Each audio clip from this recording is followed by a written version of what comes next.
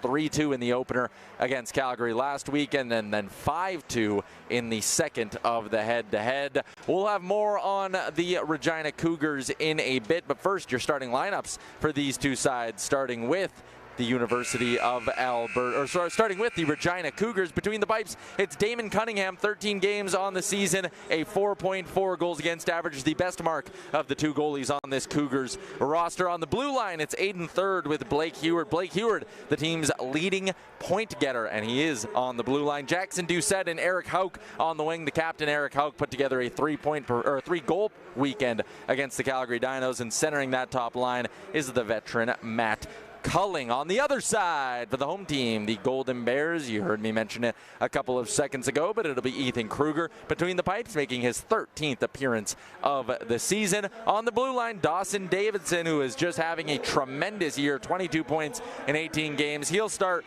with Aiden Yakimchuk, the St. Albert product. Up front for the Golden Bears, the Hall brothers, Justin, Adam on center and the left wing. On the right side of that line is Tyson Laventure, and boy, did he ever have himself a great weekend to close out the first half of the season as Alberta split their final series of the first half against McEwen. Laventure is a big reason why they were able to salvage a win. He had 3 goals in that weekend series, including the shootout winner in the series finale on Saturday night, and boy, was that ever an absolute thriller here at Clare Drake Arena. The Golden Bears down 2 goals in the third period, storm back and forth action in overtime, and Alberta just barely by the thinnest of margins comes out with a shootout victory. In Alberta hoping they can roll that into some second half momentum, as like I said, they currently sit 3rd in the division, and if it's pretty much a lock that they're playing the McEwen Griffins in round 1, but I'm sure Alberta would love for that opening playoff series to be here at Clare Drake Arena. More on a couple of races around the conference in a little bit, and of course puck drop just around the corner between the Cougars and Bears. We'll step aside for the anthem, and then it's game time from Clare Drake Arena.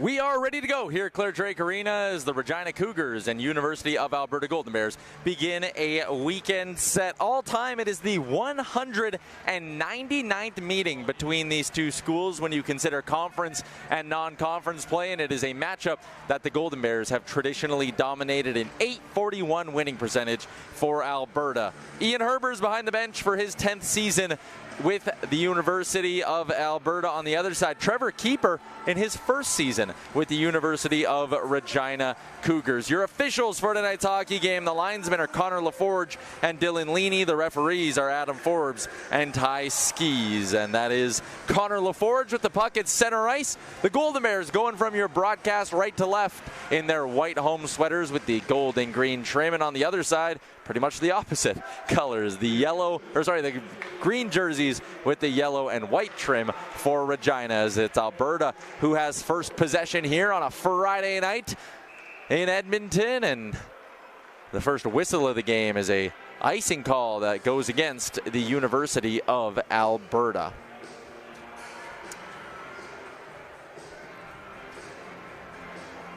Face-off will come to the blocker right-hand side of Ethan Kruger. It's 14 seconds in, we had our first stoppage, so neither side changing things up. Face-off, one back by Regina. Trying to force it out of the zone was Aiden Yakimchuk. He eventually got it up to Justin Hall, but that puck was quickly turned over, and now Regina looking to put some pressure on Yakimchuk. Icing waved off, so Alberta will get a quick change in as Cougars look to take advantage of some open space. Thacker able to disrupt that as McGregor, the ever versatile Golden Bear, came to the program as a forward. Basically never played defense in his life. In a pinch last year, stepped up, did it for Ian Herbers, and well, now he's almost a full-time defenseman for the club. Bit of a utility man, and he's got the puck now in the neutral zone, turned over. Belitsky off to the side, fluttered towards the middle, and that just missed its intended target. Behind the net, thrown in front, that was Denwaier. Intercepted, and here comes the Golden Bears' leading rookie scorer, and that's Gleb to catch. He scored the tying goal in that comeback win over McEwen back on December 5th. As a high lob works its way down the ice, and it's the Cougars this time guilty of an icing, so they'll be denied an opportunity to change up their lines, and the face-off comes all the way back down in the Cougars' end. Your scratches tonight for the home side: Chase Visser, Vincent Lamanna, Ty Thornton. Mason Ward is a big loss for the Golden Bears, just a minute-eating defenseman who's unavailable tonight. Jacob DeWitt, Dylan Ruptash, that's another significant loss. Nikita Lieberman, Alonzo Tapia Ruiz also sitting this one for Ian Herbers. But Mason Ward, that is a big loss. That's why McGregor slides back to the blue line for this hockey game. But the pairing of Gustafson and Ward has been probably the most dependable one here, at least defensively, for Ian Herbers and company. Of course, Dawson Davidson, Aiden Yakimchuk, they get a lot of ozone starts, as there's a shot that's denied by Kruger, his first save of the game. But no Mason Ward is a big loss. Sexsmith and Belcourt are the third pairing. They were on the ice there for that chance against, and now they'll get a change in. As on the other side, Trevor Keeper will respond with his fourth line. The veteran Logan Barlagi, Payson Bjorklund, Cole Wyron on the ice for the visitors.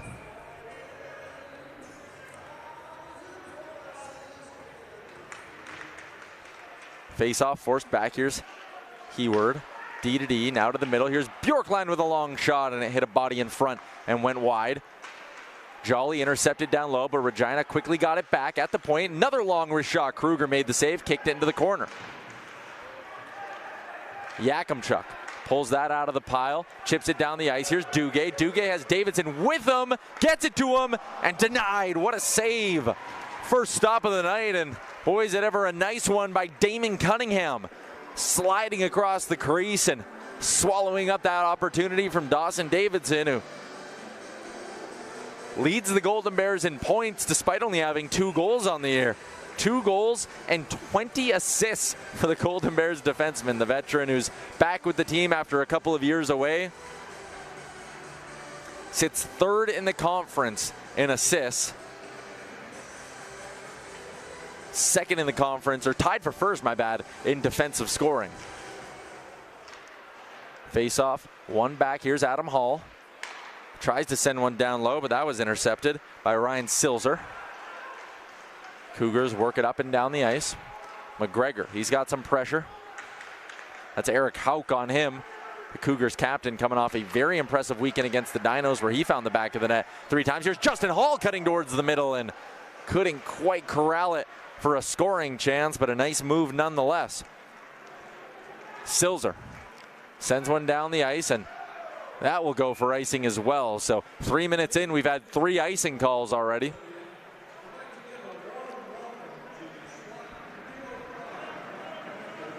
Get another look at that Justin Hall move. Nice inside toe drag, and just couldn't quite get through the traffic cleanly enough to turn that into a quality scoring chance. And one thing you'll hear tonight is you can maybe see it right behind the Cougars net. They were giving away drums and wooden spoons to the student section. So get used to hearing that noise tonight. Here's Sexsmith. Long wrist shot, couldn't get it through the traffic. Nice block in front, rebound attempt, and Cunningham kicked that one aside. It was to catch. On the doorstep, who tried to whack it with his backhand to the line, not out. Here's Sexsmith. Sexsmith takes a shot. It was blocked by Owen Peterson, his first year with the club. Spent last year in the Boston Bruins organization. Here's Peterson now on his backhand, trying to cut towards the front of the net. Didn't quite work out, and now the Cougars will lob one out to the neutral zone. Hauk was in the vicinity. Thacker had to be careful, and he is offside. Probably by half a step or less, but that faceoff will come out to the neutral zone.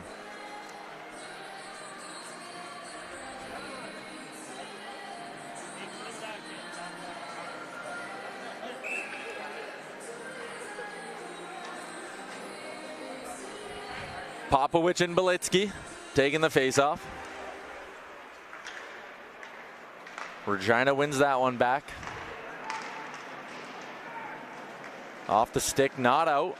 As that was Pacheco who almost forced a turnover. Davidson now back in his own end. Flutters a backhander up through the neutral zone, and now Popowich is going to be the first man on it. Popowich fighting below the net with Ashton Fishley. And down the ice. Whoa, that puck almost came up in the booth. Whacked out of play. We'll get another stoppage.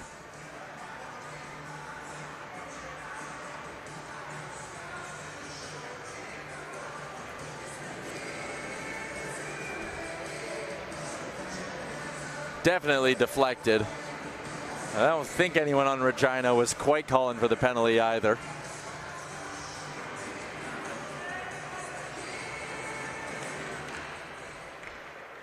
Caterunke was in the face-off there, but it's won by Alberta.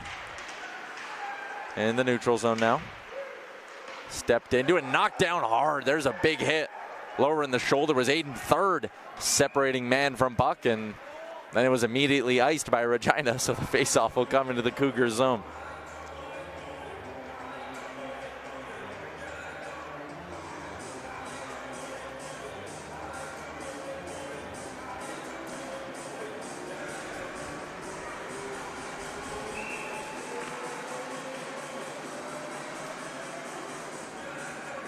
Justin Hall on the face-off for Alberta. Him and his brother Adam had a big uptick in offense in the first half of the season, as there's a one-timer from Laventure, and Cunningham was all over that one. Laventure trying to go to that low corner. Gustafson tries to chip one back down low, wasn't quite successful, and that'll relieve pressure, at least for a moment, for Regina. Alberta's right back on the attack with this top line. Justin Hall, side of the net, Laventure scores! Tyson Laventure finds the back of the net and stays hot. Golden Bears are ahead 1-0.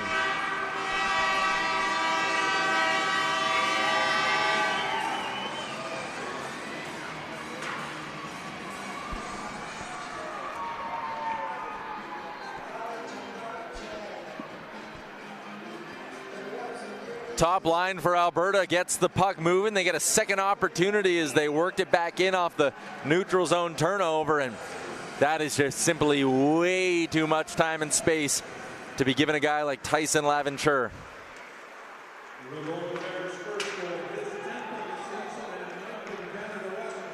Ninth in Canada West play for Laventure. As like I said, he continues his strong season. That puts him now 2 clear of any other player on the Golden Bears in goal scoring this season. And he's got 4 of them in the last 3 games. Hopefully coming alive at the right moment, as we talked at the start of the show about the Golden Bears' offensive struggles this year. And listen, at some point there's a conversation about depth to be had as that long shot sits dormant in front for a moment, and That was Duguay trying to jump on it. Couldn't quite corral the loose puck, but right now the Golden Bears depth, top line don't matter. Power play 5-on-5. They're just looking for offense however they can get it. Here's to catch. He gets bumped hard by Fishley. Second time tonight, Fishley's laid the body.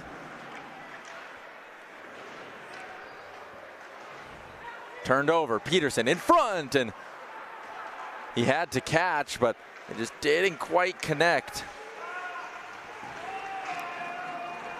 Doucette tried to pressure Yakimchuk, but Golden Bears defenseman got it away. Now Thacker will carry it out. Thacker to Peterson. Peterson tried to just touch a backhander down low to catch in a battle there. And now it's sent around, and Regina will try to clear it out. Jaron Brinson gets it up. It's dumped in. White dumped it in, but Alberta quick in transition here early on. Here's Laventure now looking for more. Dishes it off to the side. Gustafson, pretty move. Gustafson to the middle, and it just floated away from his stick before it became a shot on net. But how about the hands from Blake Gustafson there, is with the Golden Bears top line on the ice. Some more action down in the Regina zone. Let's take another look at that chance by Gustafson as Laventure dished it off to the side, and nice little inside out move. Maybe had Justin Hall there if he would have saw him half a second earlier.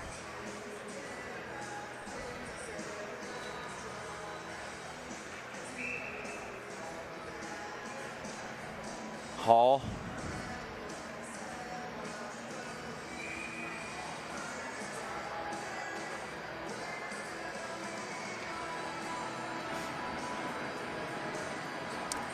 Justin Hall tossing the face-off.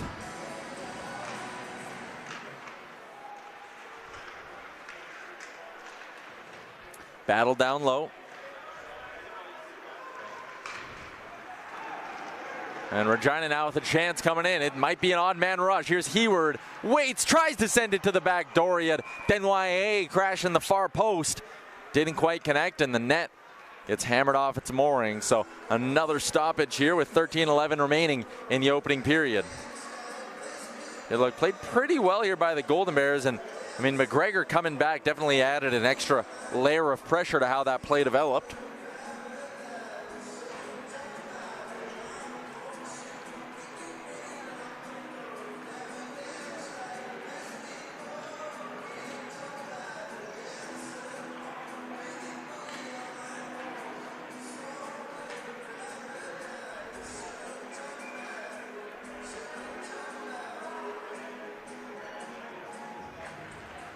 Herbers keeps his top line out there, but the faceoff's won back by Regina. Chance in front, and that just whistled wide on the one-timer. It was Pierce who had the look.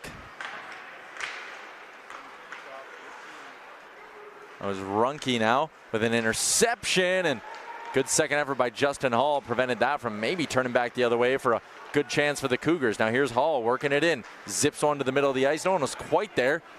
So Holien will work it up. Runke now to Pierce. Pierce couldn't get to the red line. Now here's Steele. Steele to the middle. A chance for Runke, goes just off his stick and out of his control. Boyko. Conrad Belcourt tries to push it up. Popovich will finish the job, but Regina's got possession right back. Nice move in the neutral zone. Boyko was all over it though. Bjorklund zips one across, and Barloggy dumps it in. Bjorklund and Sexsmith engage in the corner. Sexsmith pins him. That allows Popovich to skate onto it, and then his pass to Pacheco is broken up, and that will go for icing.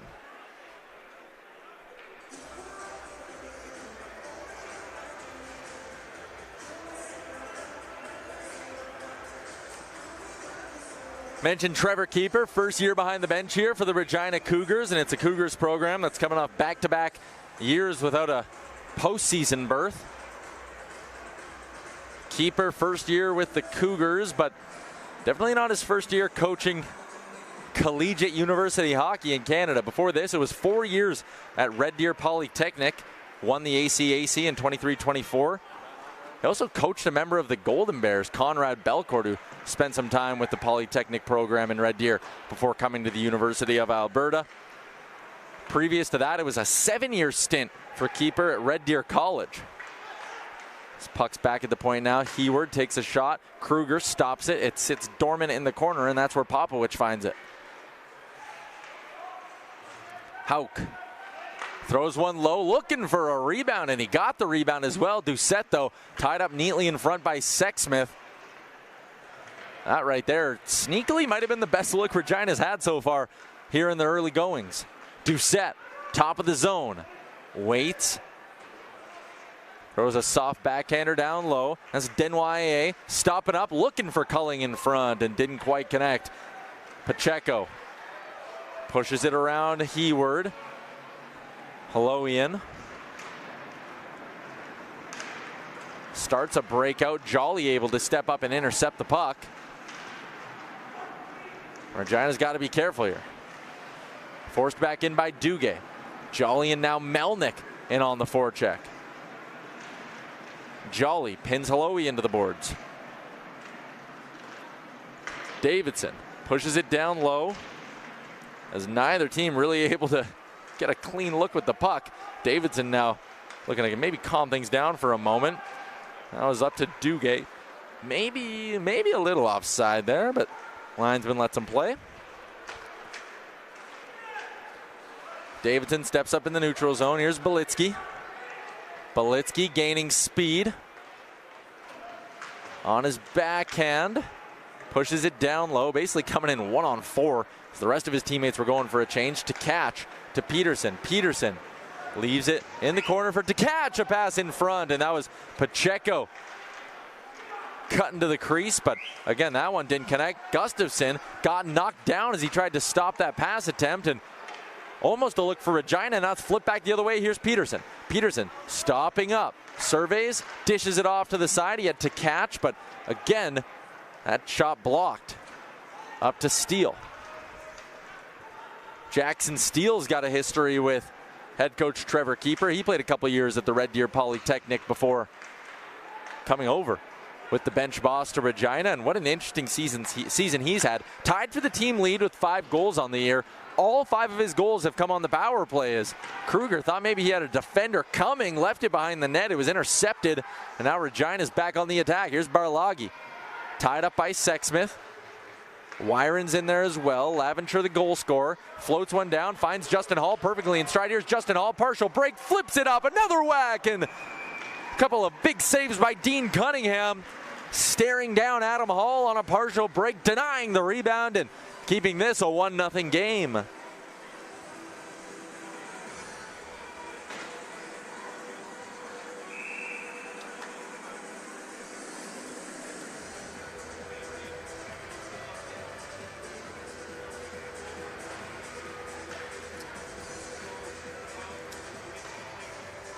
A little bit of love in the crowd there, as you just saw, for Geron Denoyer.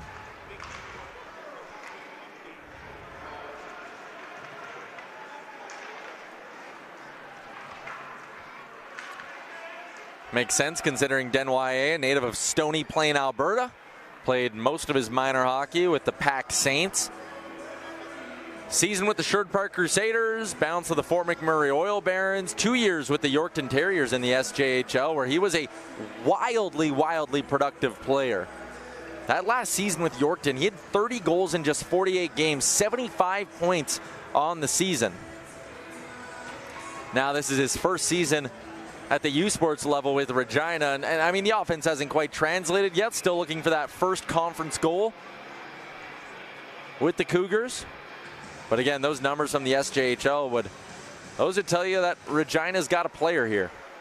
And again, we talked about the offensive struggles from the Golden Bears this year. It's a very similar story for the Cougars, averaging just 1.8 goals per game on the season. That has them well at the bottom of the Canada West Conference. 4.9 goals against a game just kind of illustrates again that it's been a tough year for a program that's trying to find some positive momentum, coming off back-to-back years without a postseason appearance and north of 3 years without a playoff series win. Guilty of an icing there. 8:05 to go. We'll get another face-off down in the Cougars zone. Mentioned Tyson Laventure and the step forward he's taken offensively this season. Last year appeared in 17 games for the Golden Bears, had just 4 goals. Tonight, his 19th game this year, saw him find the back of the net for the 9th time on the season. So he has more than doubled his offensive output in the goal scoring column this season. And again, the opportunity was there. The Golden Bears lost a lot of guys to the NCAA this offseason. A lot of key players, a lot of top 6 players, handful of important names graduated as well. It was just kind of a culmination of a whole bunch of things that resulted in this forward group in Alberta being quite honestly depleted. But with that came opportunity, and we talked about the Hall brothers. They've both more than doubled their offensive production. Laventure's been great, and I think one thing for the second half of this season, it's going to be maybe finding some pieces lower in the lineup that can also get going. You see Herbers throwing Peterson, Thacker to catch together. I think that's a line they'd love to see find some spark. Gleb to catch has been very impressive this season. Gives a lot of speed, a bit of a different look to this Golden Bears forward group. Peterson's got that size and strength, so definitely looking to find something to get that offense back to what's usually expected from a Golden Bears club. Here's Gustafsson, one-handed poke check up. Couldn't get it past Belitsky. Here's Popovich now. Off the skate. Now Kinsley had to be careful with that one. He just throws it out to the neutral zone. Belcourt's there for it. Long pass by Sexsmith, and Pacheco got a stick on it. If it would have been 2 or 3 inches in a different direction, that is a clean-cut breakaway for Pacheco. Marcus Pacheco, one of the young forwards on this Golden Bears team, 4 goals on the season. Here's White. Denoyer gets bumped by Belcourt. Sexsmith sends one up to Duguay. Duguay tries to jump around Hayward, but a nice defensive play there by the Cougar. And now in comes Regina. Long shot. Just went high and wide. That was off the stick of Eric Pierce. Here's Hall now. Hall, Justin Hall on his backhand, waits, finds Duguay, and Duguay didn't quite get all of that. Still got it on net, but not with a ton of pace, and that's another save for Damon Cunningham, who's now got 8 here in the first period. Handful of beauties as well.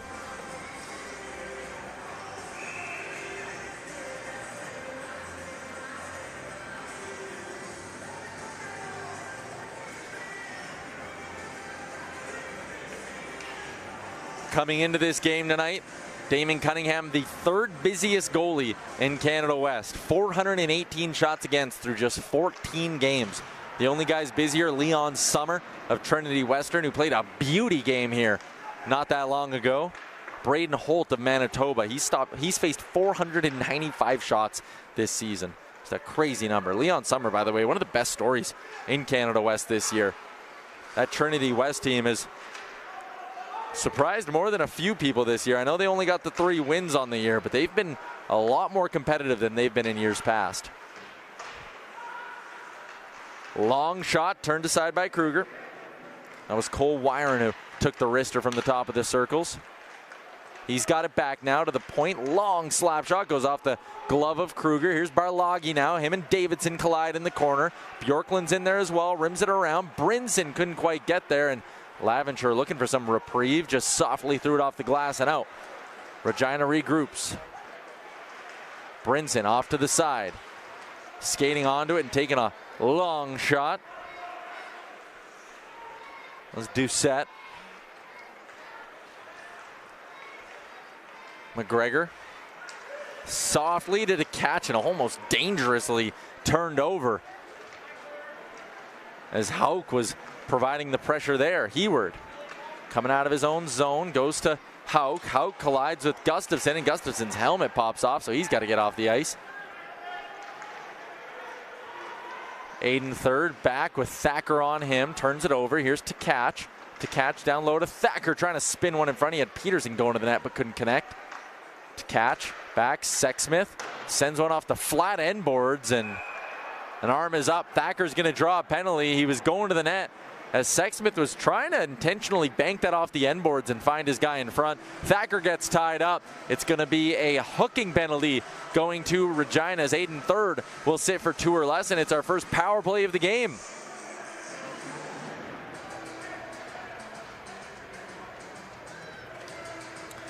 Alberta 4th in the conference at 26%, and it's a power play that is right around 8% better at home versus on the road. Their power play percentage at home, 30% on the year. So like most things, they've been better here at Clare Drake versus on the road. They are taking on a penalty kill that is 7th in the conference. As that pass across, back towards the middle, Davidson, Laventure takes a shot, and how did that stay out? Cunningham might have gotten his stick on it, sprawling across. As here's a chance the other way, maybe a 2-on-1, and Belitsky couldn't quite get it up to White in time. Alberta will regroup. Back to my point, the Regina penalty kill, 74%, 7th in the conference, but they're coming off a good performance last weekend against Calgary, going 6 for 7. Davidson holds it in, knocks it across to Popovich. Popovich to Davidson. Davidson to the half wall. Here's Laventure. Never afraid to fire the puck from anywhere. Here's Hall now. Spinning. He's at the top of the zone to Laventure. Laventure cuts, takes a shot, and that one was denied neatly by Cunningham, shrugging his shoulders up to keep it out of the net. Hall spins it. Davidson, wide open look. It just goes wide. He had time to pick his spot, just didn't quite connect. Hall with a good keep in, hammers a slap shot, blocked in front. Eventually trickles over to Laventure. He shovels it down low. Here's Popovich. Popovich to Hall. Hall, Peterson, who just stepped on the ice, takes a shot, blocked in front and cleared out as Fishley was able to drop to one knee and get in the lane there.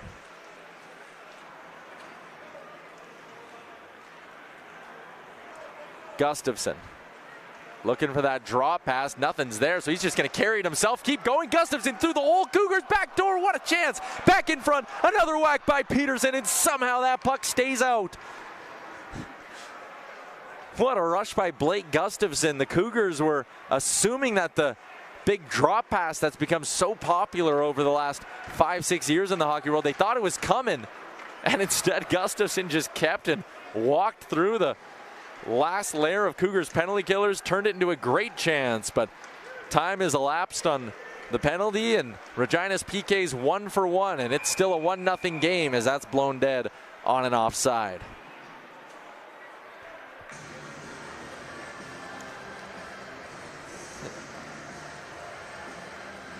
Get another look at that. Splitting 2 defenders, and he made the pass back door too.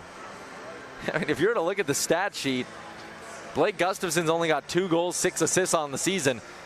You would not have guessed that by watching the first 18 minutes of this hockey game. He's had a couple of great little moves, couple of chances he's seemingly created out of thin air as Denoye got ran into there. Thought maybe there was a little bit of a knee. He's no worse for wear though, as Melnick now works it in front and goes off the stick of Jolly. Didn't quite turn into a shot. Melnick, former captain of the Edmonton Oil Kings.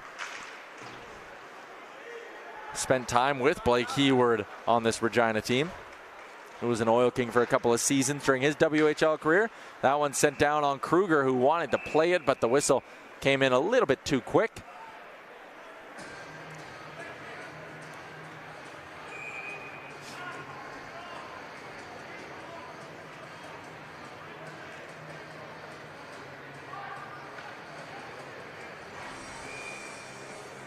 I think they're telling Alberta that they maybe can't change on that. Was a little bit of confusion there at the Golden Bears bench.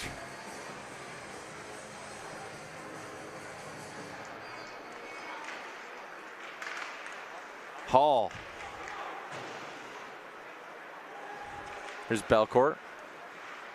Trying to force it up. Here comes Hall now. He'll chip it past Fishley. Justin Hall trying a sharp angle shot, and I'm not sure if Cunningham really expected that one. Turned over. Here's Pierce. Under 90 seconds to go in the opening frame. Regina's kept this one close. Kruger out to play it to Yakimchuk. Now into the neutral zone, as I'm sure Alberta up 1-0. Wouldn't mind just getting out of this period nice and clean.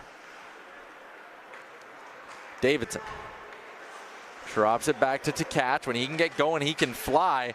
That's exactly what he does. Rips through the neutral zone, but had the puck knocked off by Polonian.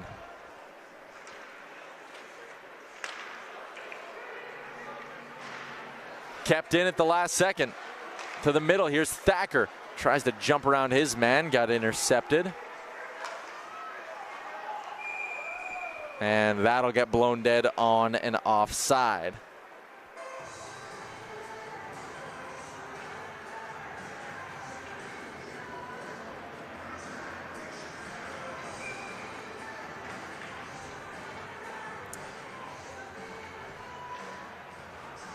Good crowd here at Clare Drake Arena on a Friday night. Everybody's back from their winter break.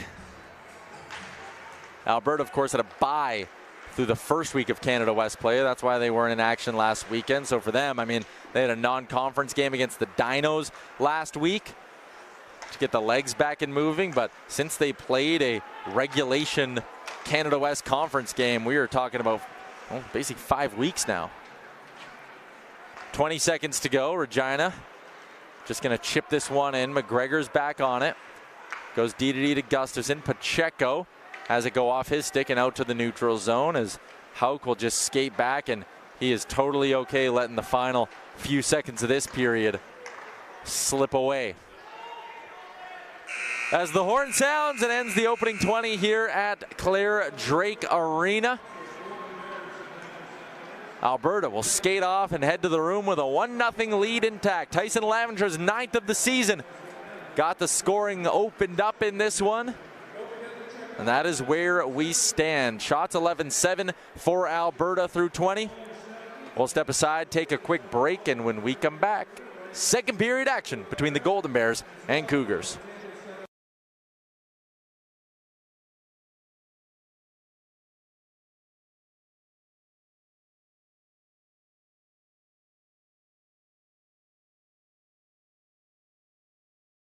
Wait a minute, get it how you live it. 10 toes in when we standing on business. I'm a big step. Underground methods with top-notch hoes. Get the more than the lizzo. Straight terror. Founded in 1932, the Block A Club was an honorary society of the University Athletics Board, created to recognize male student athletes. These athletes were awarded the iconic evergreen sweaters, each featuring a large gold A, in recognition of their leadership, sportsmanship, and outstanding contributions to intercollegiate sports. But it wasn't until 1989 that female varsity athletes received the same recognition. Therefore, in 2016, University of Alberta Athletics launched an initiative to honor Pandas alumni who played 3 or more seasons but never received a Block A sweater during their time of competition. This year, the final group of these athletes is finally being honored. To paraphrase Martin Luther King, the arc of history is long, but it bends towards justice. After 35 years, we are the last group of female athletes to have finally caught up and received what we rightfully earned. The Block A is a symbol of camaraderie, excellence, and outstanding contributions to the University of Alberta. I didn't need a sweater to remember that, but wow, am I proud that I got one today. The legacy of these athletes is about more than just breaking records. Their pioneering spirit and the bonds they formed have left a lasting impact, not just on the field, but in their lives and future generations. We felt like we as a group could move together and do anything and be anything that we wanted to be. We felt no barriers when we were together, and I think it was a very important lesson that I've taken forward. Doesn't matter what anybody's telling you or saying to you, you can do whatever you want. So for us to be able to give back to sport, I think a lot of us are here because it meant something then and it still means something now. And I think then that I passed on some really good lessons to another generation of girls, because I coached girls, that then they'll carry on in their life and maybe take on later on and pass on to more girls. So I'd say that it creates a legacy that I think is something that we should all be really proud of. For many of these women, being a panda means more than just competing in sports. It means belonging to a family. A family bound by shared experiences, where the friendships formed decades ago still feel as strong today. I can see Carrie, who I haven't seen in 38 years, and I feel like I saw you yesterday. And I think that's the power of being a panda, is where you go, what you do, you can always come back to that, and it's a great groundbreaking message that, hey, we're in this together and we did this. This friendship has been happening since the 80s, and we still spend time together, and we enjoy each other and we love each other. And so it's friendships that are forged for life. These women's contributions extend far beyond the playing field. They laid the foundation for future generations, leaving behind a legacy that continues to inspire and open doors for others. When you started, built, or you advanced your sport, you were creating a legacy. You opened doors, you broke barriers for hundreds of athletes after you, and you weren't just doing what you loved for yourself, you were changing the world for hundreds of people that you didn't even know. So friends, thank you for being part of this program. I just want to ask if you could raise a glass to us. 40 years, not 30 years.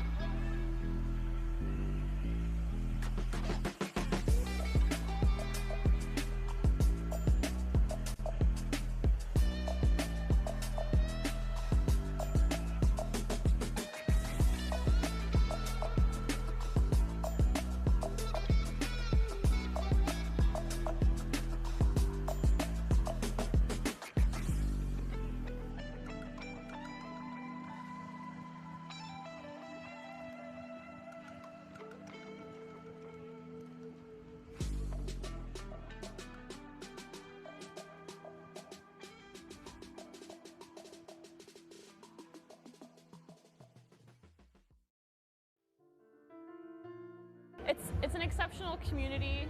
It sets you apart.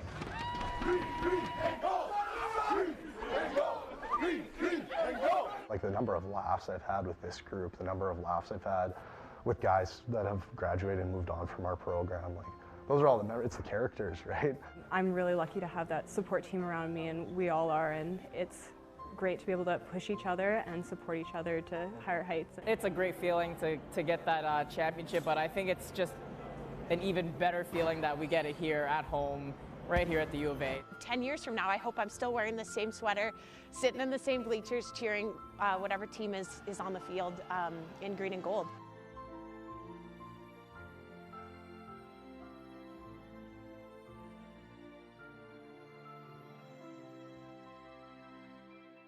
Abby Soyko, she scores! Want to know the recipe for a great time? Green, gold, and Sherlock Holmes. It's the place to be before, during, and after the game, and it's right on campus. We continue to be a proud sponsor of Golden Bears and Pandas Athletics. Everyone has a Sherlock story. What's yours? University of Alberta Athletics would like to thank the Students' Union and its Legacy Fund dedicated to the Golden Bears and Pandas for the continued support of our program.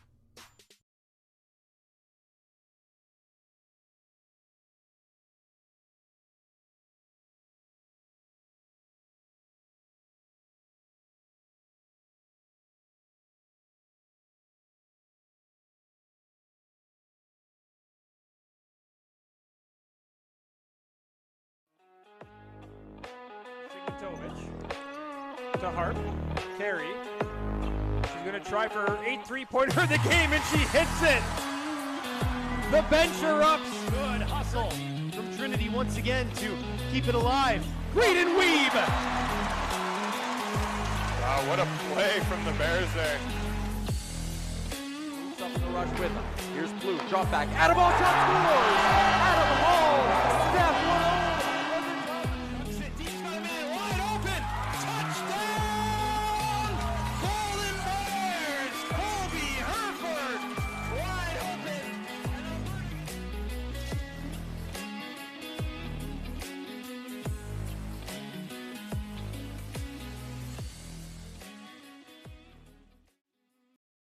Wait a minute, get it how you live it. 10 toes in when we standing on business. I'm a big step. Underground method, top-notch hoes, get the most, not the little. Straight to Founded in 1932, the Block A Club was an honorary society of the University Athletics Board, created to recognize male student athletes. These athletes were awarded the iconic evergreen sweaters, each featuring a large gold A, in recognition of their leadership, sportsmanship, and outstanding contributions to intercollegiate sports. But it wasn't until 1989 that female varsity athletes received the same recognition. Therefore, in 2016, University of Alberta Athletics launched an initiative to honor Pandas alumni who played 3 or more seasons but never received a Block A sweater during their time of competition. This year, the final group of these athletes is finally being honored. To paraphrase Martin Luther King, the arc of history is long, but it bends towards justice. After 35 years, we are the last group of female athletes to have finally caught up and receive what we rightfully earned. The Block A is a symbol of camaraderie, excellence, and outstanding contributions to the University of Alberta. I don't really need a sweater to remember that, but wow, am I proud that I got one today.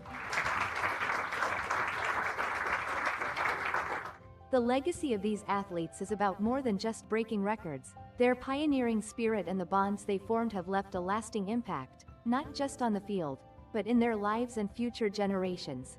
We felt like we as a group could move together and do anything and be anything that we wanted to be. We felt no barriers when we were together, and I think it was a very important lesson that I've taken forward.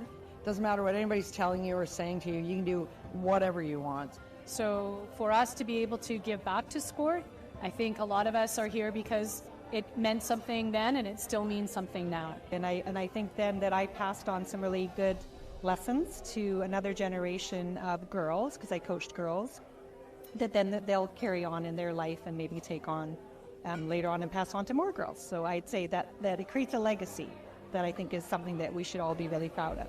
For many of these women, being a panda means more than just competing in sports. It means belonging to a family bound by shared experiences, where the friendships formed decades ago still feel as strong today.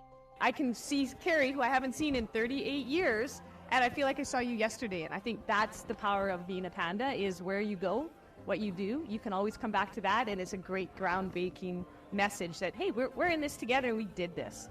This friendship has been happening since the 80s, and we still spend time together, and we enjoy each other and we love each other, and so it's friendships that are forged for life.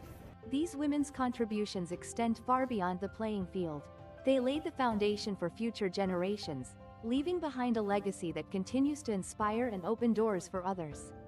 When you started, built, or you advanced your sport, you were creating a legacy. You opened doors, you broke barriers for hundreds of athletes after you, and you weren't just doing what you loved for yourself, you were changing the world for hundreds of people that you didn't even know. So friends, thank you for being part of this program. I just want to ask if you could raise a glass to us. On a cold winter night in Edmonton, welcome back inside Clare Drake Arena. I'm Tyler Uremchuk. You're watching Golden Bears hockey on Canada West TV and on TELUS Channel 1997. And not as cold as it has been in January's past. -11 on the ice, though. That was an interesting start to this hockey game. The Golden Bears get the one and only goal. Tyson Laventure, though, could have had 3. You have to see a look at his first opportunity there. Doesn't miss on his second chance as he fires one home and lets the Cougars know about it. And like I said, Laventure was buzzing. Dishes went off to Gustafson. This was a great opportunity in front. Disappointing opening frame for those fans of Giron Denyoye and the Regina Cougars. Adam Hall had a great look on a partial break. And it was a pretty busy opening frame for Damon Cunningham, the Cougars netminder, who he made a handful of very, very nice saves. Got a couple of nice breaks as well, with the Golden Bears just missing on a few opportunities. All for all, he stops 10 of the 11 shots that he faces. On the other side, Ethan Kruger, a perfect 8 for 8 for the Golden Bears, and that is where we sit through 20 minutes here at Clare Drake Arena, as the final few seconds will tick down on this intermission break. Then the puck will drop on period number 2. The University of Alberta Golden Bears, when they've been able to get leads so far this season, they've been pretty good. 4-0-1 when leading after the opening period. And for Regina, I mean, it's happened probably more than they'd like. They've trailed 14 times so far this season through the first period, 0-14 in those hockey games. So the offense has struggled. If they don't get off to a good start, it's usually been a sign, but as the saying goes, they don't play the game on paper. I can throw all the stats I want at you right now, and they do not mean squat. Regina going to do everything in their power to get back in this hockey game, searching for their 3rd win of the season.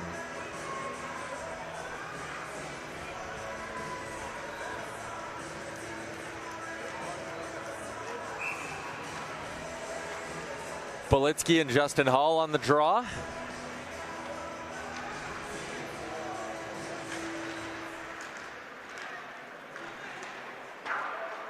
Dumped in, Kruger comes out, stops the puck, dishes it to Davidson, but White's actually there to intercept. Holian pushed it in. Set up behind the goal line where the Cougars for a moment. White had that one. Now Davidson's going to jump up in the rush, and he's going to use his feet to get it up ice. Takes a long shot that Cunningham is going to be forced to hold on to.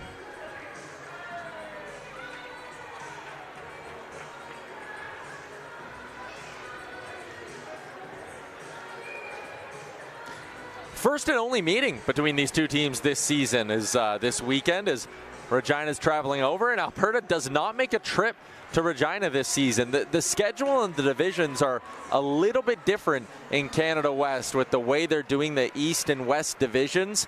5 and 4, but every year they're going to have a couple of the teams switch. So if you remember back to to last season for the University of Alberta. They weren't in the same division as a UBC and a Trinity Western as that shot is turned aside.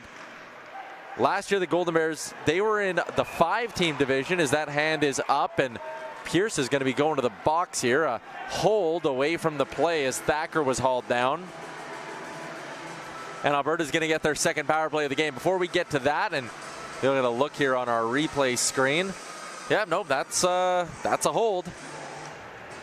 Anyways, last year Alberta was in the 5-team Eastern Division with Saskatchewan, MacEwan, Manitoba, and Regina. Then this year, basically what they did, just to keep things balanced, keep the schedule and the travel all the teams need to do year-to-year fair, is they took Alberta, MacEwan, moved them up, took UBC Calgary, Mount Royal and Calgary, moved them down, and that's how you have the divisions that you have. Alberta, second power play of the game, 0 for 1 with their first opportunity. Couple of great looks, one off the stick of that guy, Blake Gustafson, who had a nice end-to-end rush that almost resulted in a 2-0 lead for the Golden Bears, and to catch it, that just slide off his stick.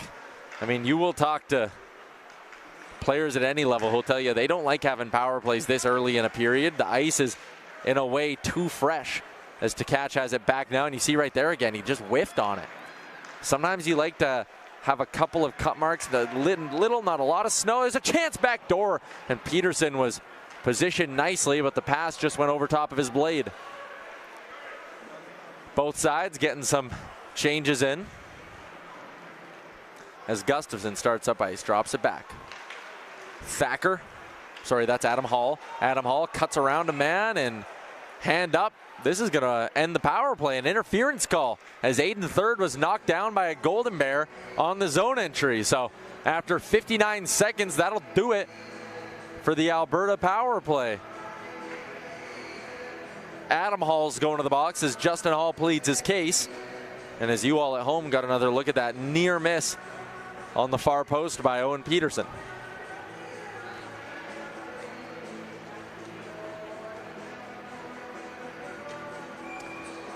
Face off down in the Alberta zone now. We'll play 4-on-4 for the next 1 minute and 1 second.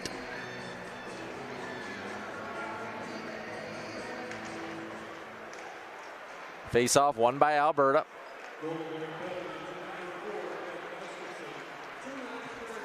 That pass misses Hall. It'll go for icing.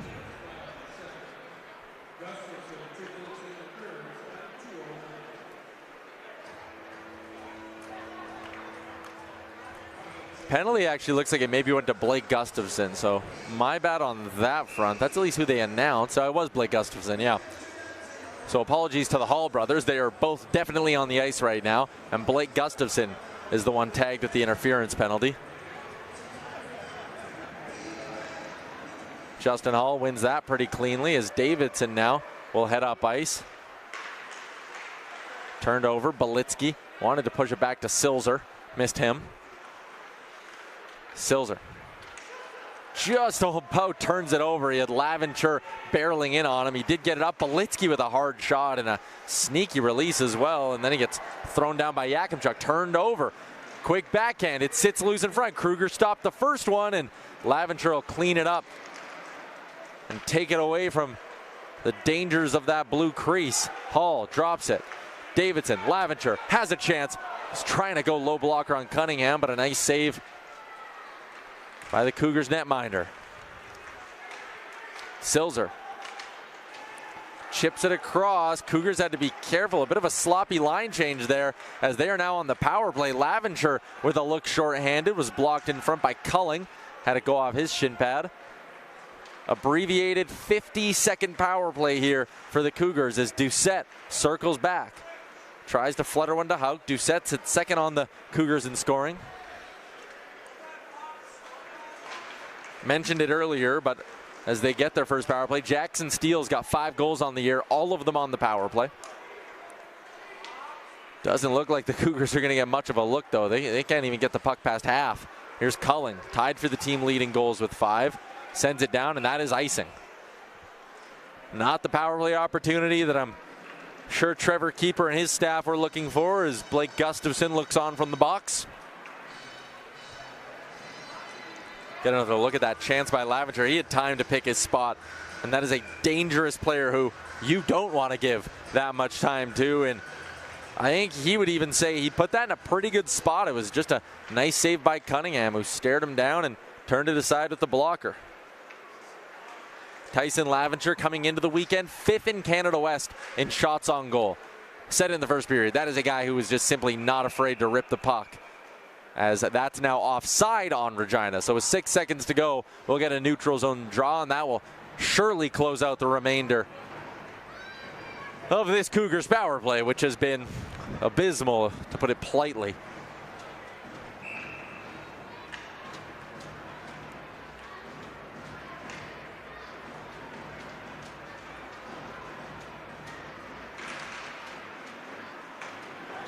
Brinson dumps it in, and Gustafson's out of the box. Yakimchuk pushes it up. Here is Gustafson now, fresh after serving that penalty. He'll just chip it in and go for a change as the Golden Bears will look to get things sorted out.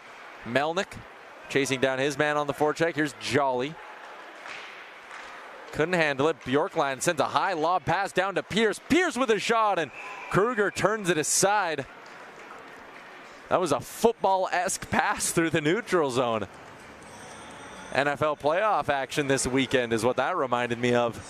Take a look at this. Lob perfectly, a little over the shoulder grab by Pearson. A pretty nice shot as well, but the shoulder of Kruger is what stands in the way of him tying this hockey game up at 1. Oh, there you go. Bit of a scramble draw.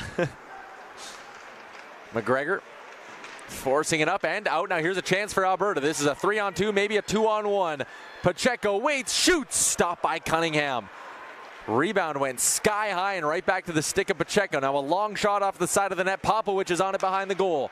Popowich pushes it back down into the corner. Boyko on Fishley, but it's pulled out by Regina. Denoyer across. Belitsky. That was pretty close to being offside. They give the Cougars the benefit of the doubt on that one. Denoyer to the middle. White was in the mix as well. Kruger now is just going to cover up, and now we'll get some pushing and shoving as the Golden Bears maybe feel there was a whack on Kruger there once the whistle went.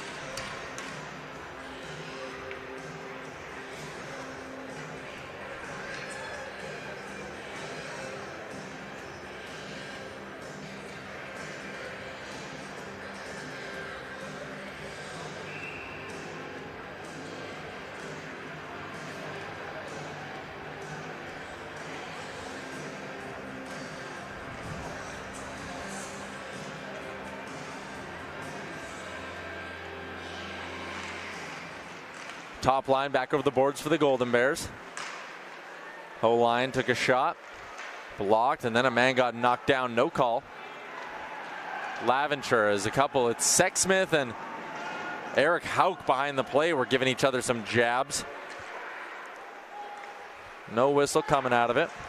Belcourt, hard pass up to Justin Hall, who cuts to the middle. Hall stops up, gets it back. Belcourt, a shot deflected in front. Laventure, what a save, Cunningham! Sprawling across the crease, getting a toe on an opportunity and robbing Tyson Laventure of what would have been his second goal of the night. Hall leaves it for Laventure. Laventure cuts, shoots, and another glove save by Cunningham.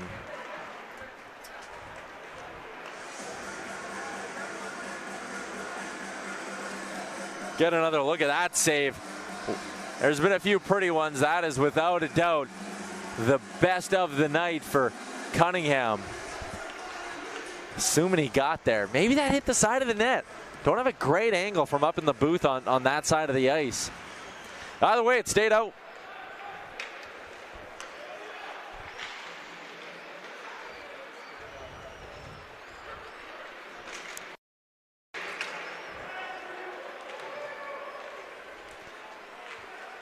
Regina holds that one in. It's Hayward. Only for a moment, though, before Alberta forced it out. Here's Thacker now. Tried to play it back to Tkach in the middle. Ends up just staying with Thacker, who finds Davidson in space. Davidson stops up, cuts to the middle. Was looking for an outlet, and I think on second look, he maybe would have liked to just fire that one on net. Here's Davidson now to the corner. Tkach. They're going to say the Golden Bears are offside. Face-off will come out. That gives me a chance to get you caught up to date on what's happening around Canada West today. 3 other games on the schedule. UBC, goal from Jake Lee, goal from Sasha Mutala. They got a 2-0 lead down in Calgary as they face the Dinos. Mount Royal's hosting Saskatchewan. Home side, Mount Royal Cougars up 2-1 there. Spencer Moe, Brad Stevenson got the goals for MRU. Dawson Holt found the back of the net in the first period for Saskatchewan, and just about to get underway from the George Preston Arena in Langley, British Columbia. It is Manitoba and Trinity Western. We'll keep you up to date with everything going on around Canada West throughout the night as that pass is intercepted. Barlagi had it pulled off his stick, and now here's a chance potentially for Alberta. Duguay waiting, had nowhere to go, leaves it for McGregor. McGregor now chance, pulls it to his backhand, and he had a lane to take that to the net. Recognized his opportunity and had a puck just roll off his stick. Shot from the point, they were looking for a deflection on Jolly. Now a stretch pass down the ice. Skating onto its Bjorklund, got a little bit of space, tries to flip it past Kruger, and he got denied. The angle wasn't kind to Bjorklund, but he still found a way to turn that into a pretty quality look, all things considered. Now Regina guilty of yet another icing.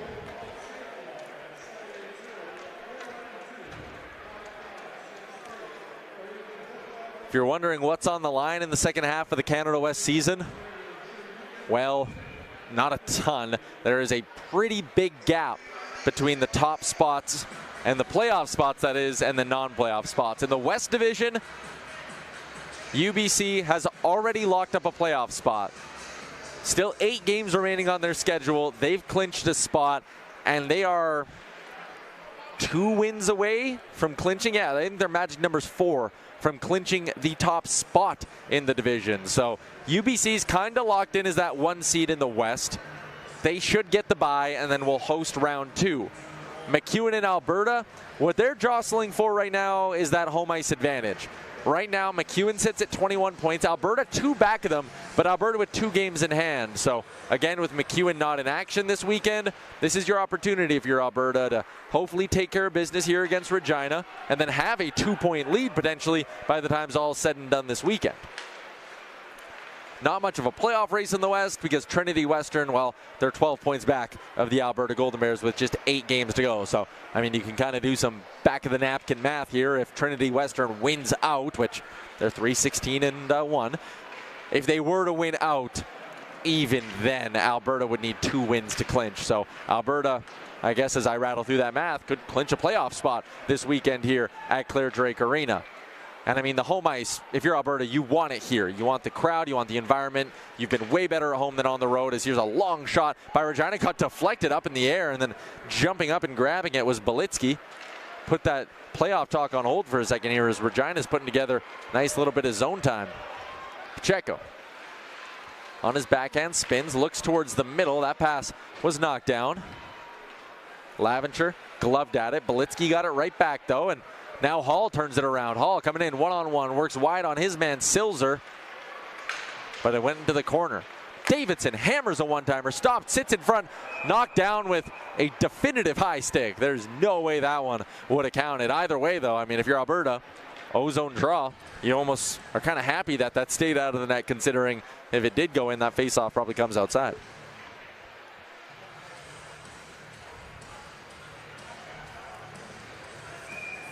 Getting a look. Yep. That's about, I mean, forget the shoulders or the crossbar. That was 2 feet above his head. Davidson now quickly across to his partner, Yakimchuk. To the middle. Hall can grab it.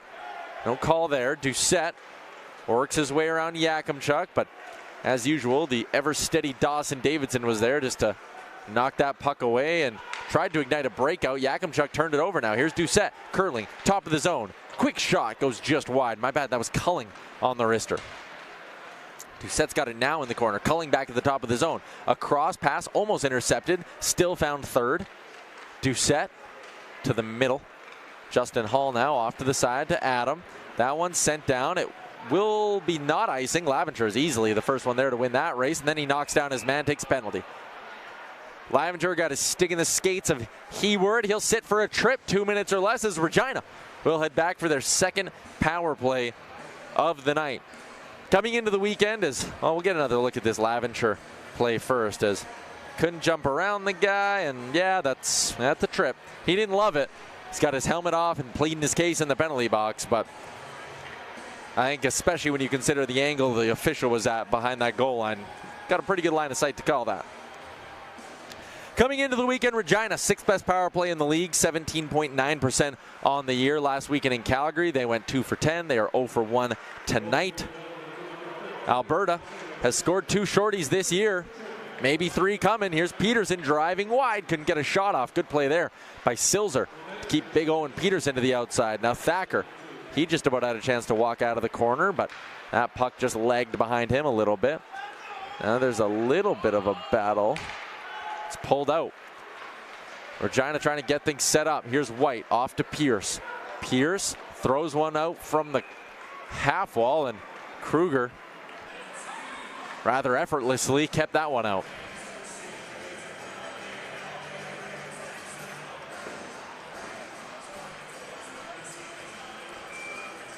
I mean, I understand maybe the whistle is the play there and see if you can win a draw and get things set up that way, but you have a power play, you're only 35 seconds in, a relatively low percentage shot there from the outside.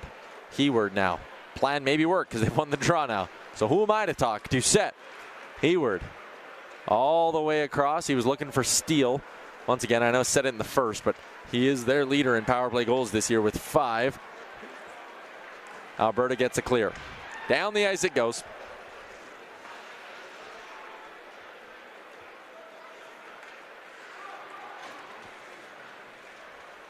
Doucette working his way up. Thought maybe that was offside. It's not. Here's Hout now, the captain, pulling it in, and Kruger denies it. Good work there actually by Adam Hall just to kind of keep his hands on Eric Hauk, who was cutting to the blue paint with some pace, and he's one of the dangerous players on this Regina team. Take another look at this chance. Just kind of drops his shoulder. A couple Golden Bears stay with them, and the opportunity is not nearly as dangerous as it could have been. Hauk, 4 goals, 6 assists on the season, including 2 goals on the power play. 5 of his 10 points coming with the man advantage. When Regina does score, they do tend to get the offense from their power play. They'd love one now. This game, and the longer it goes, the longer Regina's probably sitting there saying, hey, we'll take a 1-0 game. Longer you're 1 shot away from tying up this game, the better when you're the underdog like the Cougars. 38 seconds to go in the power play. Regina's going to start the road back into the offensive zone here. Hauk across, Doucette. Doucette, speedy, hits the line, finds Culling. That one was deflected out of play. Faceoff will stay inside though. 22 seconds to go in the tripping penalty to Tyson Laventure.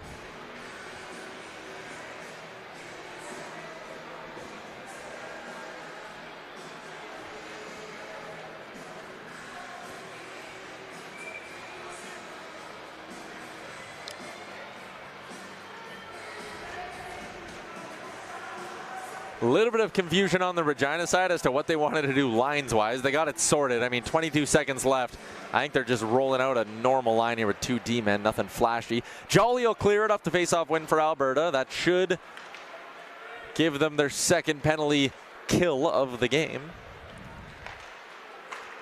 as Regina looks to put on some pressure at the tail end of this. Dumped in, Yakimchuk, first man on it, battles with Belitsky. Official takes a tumble. Crowd always likes giving that a bit of a cheer as Laventure is out. Back to 5-on-5 hockey with 8:25 to go here in the middle frame.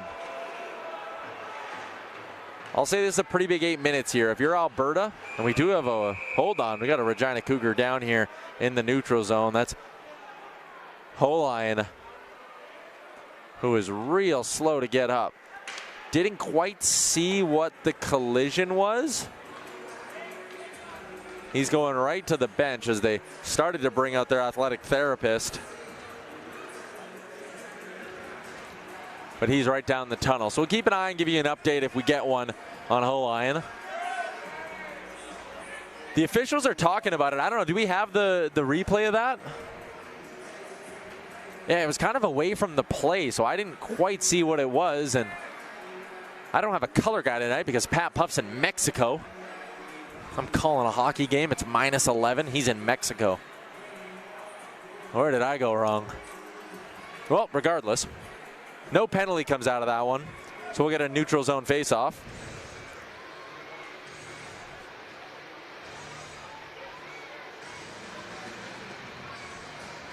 Are we sorted?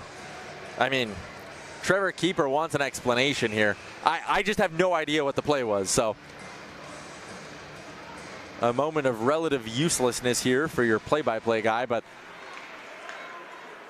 yeah, I mean, I'm sure it's frustrating if you're Regina, if you saw something and the guy's hurt and there's no call. But it can be tough with those plays kind of away from the puck. Pacheco, he gets crunched to the boards by Brinson. Regina's brought a physical brand of hockey to this game tonight. Block shots have been good. Like, a lot of the work ethic things have been done right, as that's waved off icing at the very last second. I don't love that. That's dangerous. I mean, at any level, you don't like to see it, especially at this level when guys are flying in like that. Here's a chance for Regina. A shot goes just wide. A chance. What a save, Ethan Kruger. Another one on the rebound. Wow. Ethan Kruger hasn't been busy tonight, but he sprung into action there, throwing himself across the crease and making what is undoubtedly his best save of the night. Look at this. Woo! What a stop by Ethan Kruger. And I'll give Regina credit too. That was Cole Wyron. To get that shot off across your body is wildly impressive as well. I know the shot was maybe more towards the middle of the net than he would have liked, but he's across his body, hammering that puck basically as a one-timer off the end boards. And man, Kruger not only making the first one, but the second one as well. Remember that one if this game stays tight later on, as that kicks up and out of play.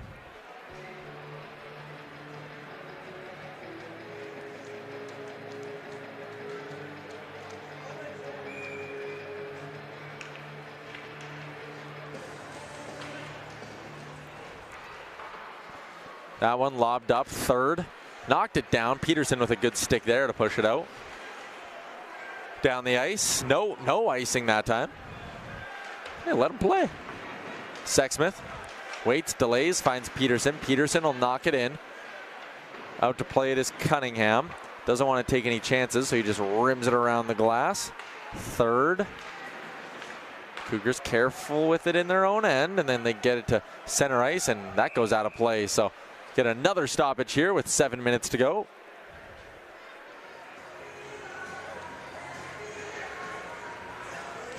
Couple of final scores to give you from the professional hockey level. The Detroit Red Wings, what a season they've put together under former Oilers head coach Todd McClellan. One of the best teams in the East. They doubled up the San Jose Sharks by a score of 4-2. And the Carolina Hurricanes, an absolute beatdown on the Florida Panthers. Florida musters up 16 shots in the game. Carolina scores 9 goals in a 9-1 final. That is icing. Another stoppage as we'll bring it all the way back down into the Regina zone.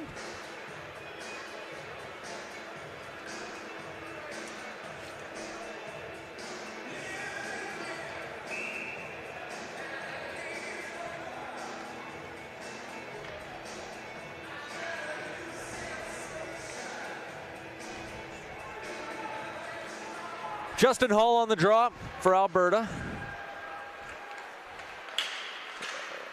Quick shot out of play. Lavenger continuing to just fire pucks towards the cage. Again, I'll say this is a pretty crucial stretch of time in this hockey game. Shots are only 17-15. Regina's hanging around. They're starting to get more quality looks. Like if it wasn't for Ethan Kruger and that spectacular stop he made 90 seconds ago, this game's tied up. But if you're Alberta, I think you have a chance to maybe deliver the backbreaker here before the intermission. If either side gets one, it's going to really change how the third period goes. If there's a quick shot from Hall, denied by the glove of Cunningham. Desnoyers then gets ran into by Davidson. Desnoyers pulls it out, works it over the blue line, chips it off to the side. Shot from Carter Belitsky off the rush was turned aside. Regina holds possession for a moment. Now Justin Hall's on it, bringing it over the line. They're offside. Pretty clear step offside there, but back to my original point. If you're Alberta and you can get one here, it's 2-0 going into the third. Things haven't gone well this year for Regina. It's a bit of a backbreaker. All of a sudden, a team that averages just 1.8 goals per game is down 2 going into the third, and you can understand if they would be feeling maybe even a little dejected there. On the flip side, if you're Regina, keeping it 1-0, I'd call that a victory. Because again, you get to the third period and you're one shot away from tying this thing up. But if you're Regina and you can get one here at the end of the period, man, do you ever come out in the third with a pep in your step. Here's Melnick, one of the rookie forwards on this Golden Bears team, former captain of the Edmonton Oil Kings. Drives in wide on Fishley and then pushes it behind the net. Heward's there to Pierce now. Pierce tried to push it to, I think that was Steele, who was starting to gain some speed heading up ice. Sexsmith to the middle, chipped in. Sexsmith is on it now, racing in against Fishley. Duguay was there, tried to wrap around, but it rolled off his stick. Melnick, Duguay, they'll battle away in the corner. Regina comes out with it. Pierce, lob to the middle. Belcourt's back, spinning. Zips one across to his partner Sexsmith as the Cougars change. Boyko will chip it in. Ooh. Cunningham stopped it, but he didn't look so sure for a second. Alberta will get an ozone draw here. 5:13 to go in the period. Home side holding the 1-0 lead here. You're watching Canada West TV on a Friday night from Clare Drake Arena in Edmonton, Alberta.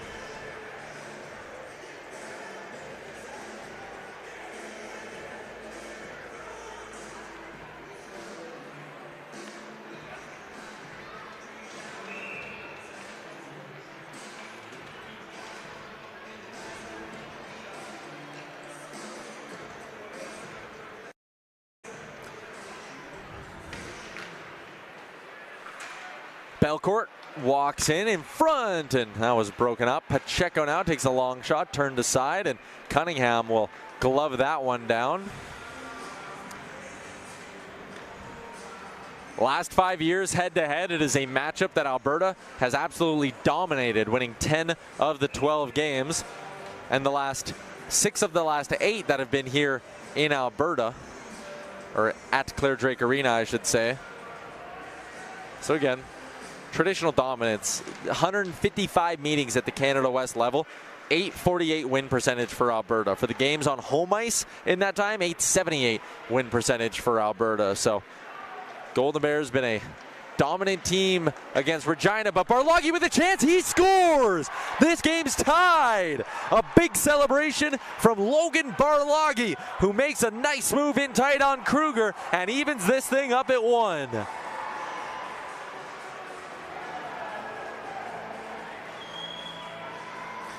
First of the year for Logan Barloggy, which certainly explains the excitement. Kruger came out aggressively past the top of his blue paint, and Barloggy showing off some good hands, and he's getting a lot of love on the bench.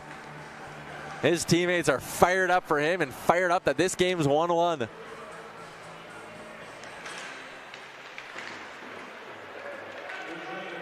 Owen Peterson driving in wide, chips it back, long shot blocked in front by Thacker.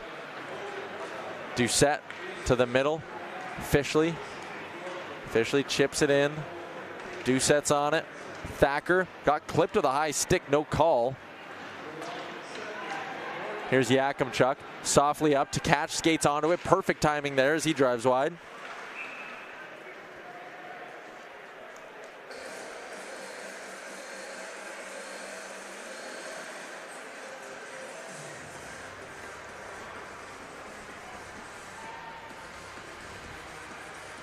Face-off stays inside here.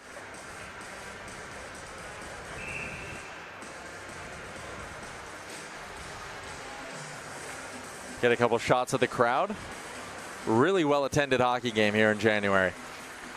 Hall knocks it back. Laventure on his backhand, cutting to the middle and tried to chip it short side. There was an opening there too. Just missed his spot. Davidson, top of the zone, wheels. Yakimchuk, he takes a shot that gets deflected and goes wide. Hall, good read in the neutral zone to glove that clearing attempt down. White's on it now though for Regina, working it in. Takes a shot from distance. Kruger stopped it, then it goes up and out of play.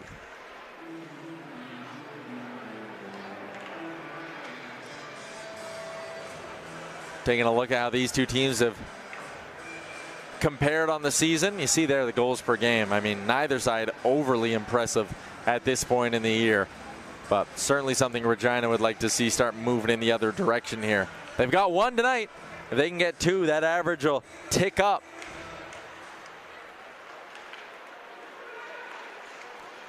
Peterson skating onto that one. It was out of his reach to catch. Also got crunched behind the play. It's an icing against Alberta with 3:50 to go in the period.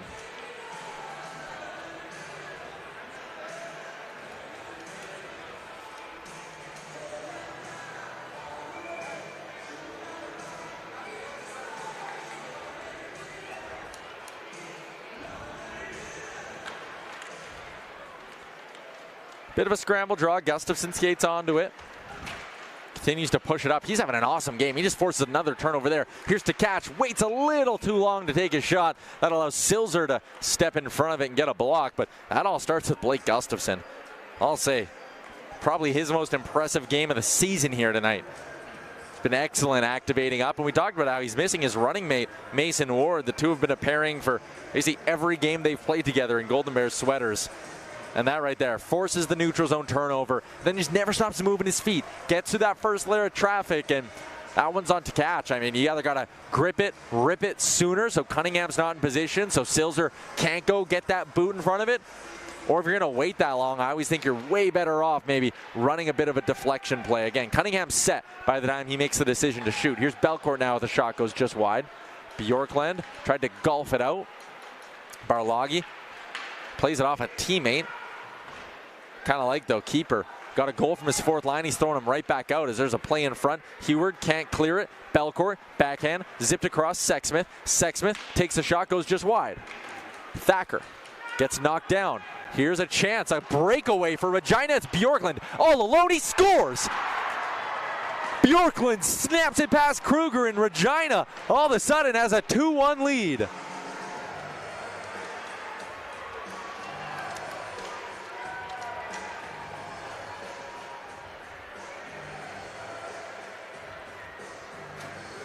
Bjorkland flies the zone. Pass goes right on his tape and catches him in stride, and Kruger goes down. Bjorkland slides it right under his glove. That is 2 goals in 2 minutes and 4 seconds.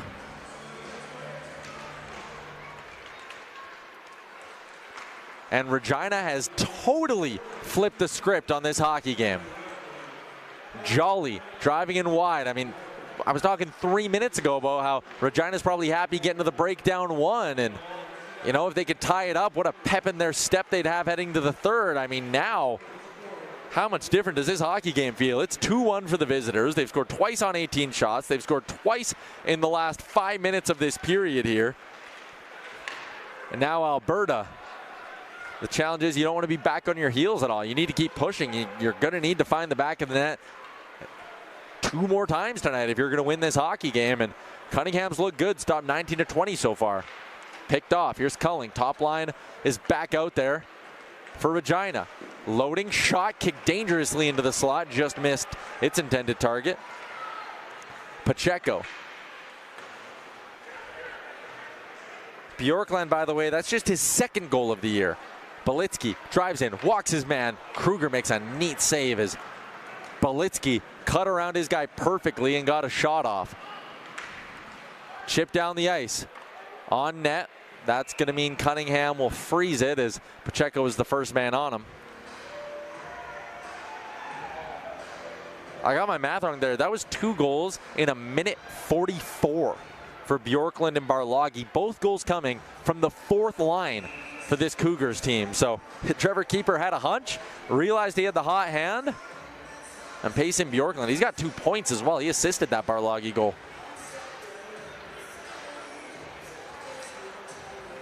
Ian Herber's going to his top line now in the final few minutes here of this opening frame, trying to get that one back. maybe get this evened up before the break. Justin Hall, Adam Hall, Tyson Laventure out there.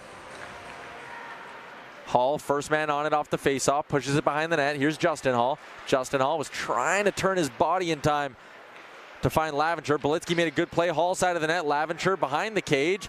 Tried to sweep it to McGregor, but he missed. Hall was pretty well tied up, but spun out of the first check. Now pinned to the boards by Fishley.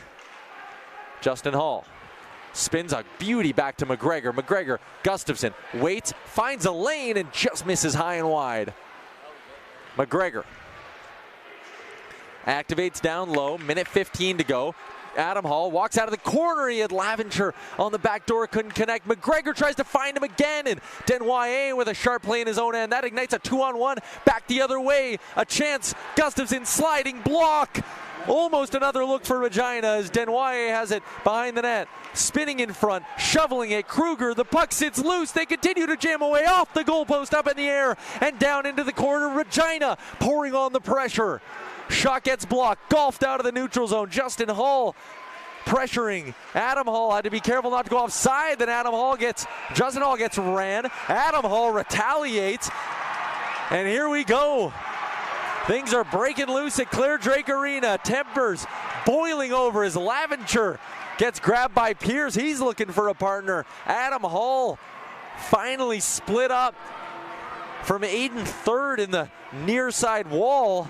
Justin Hall wasn't happy that he got hit. Adam Hall jumped in, and I'll be honest, at first glance, I think Adam Hall's getting maybe the only penalty. I would say the extra at least. Here's a look at the chaos in front of the net. First look didn't go in. Second one pops up in the air. Kruger stops it once, and here's the one look off the post. And then it goes back the other way. And I mean, first off, this should have been blown dead offside. It wasn't. It's a clean hit. It's shoulder on shoulder. Adam Hall didn't like it. Justin Hall wanted a piece of Heward, who hit him, gave him a couple of jabs. Let's see what they end up doing here. I'll be honest.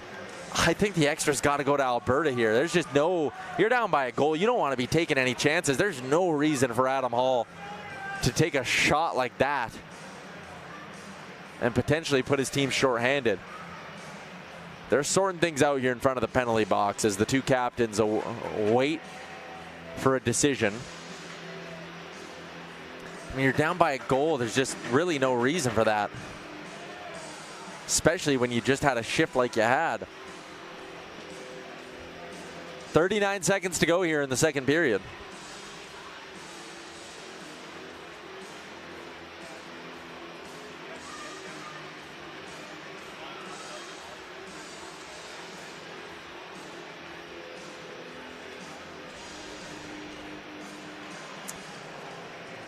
They're giving the news to Davidson, who doesn't seem thrilled about what he's hearing, which makes you wonder, is this a 2 and a 10 for Hall?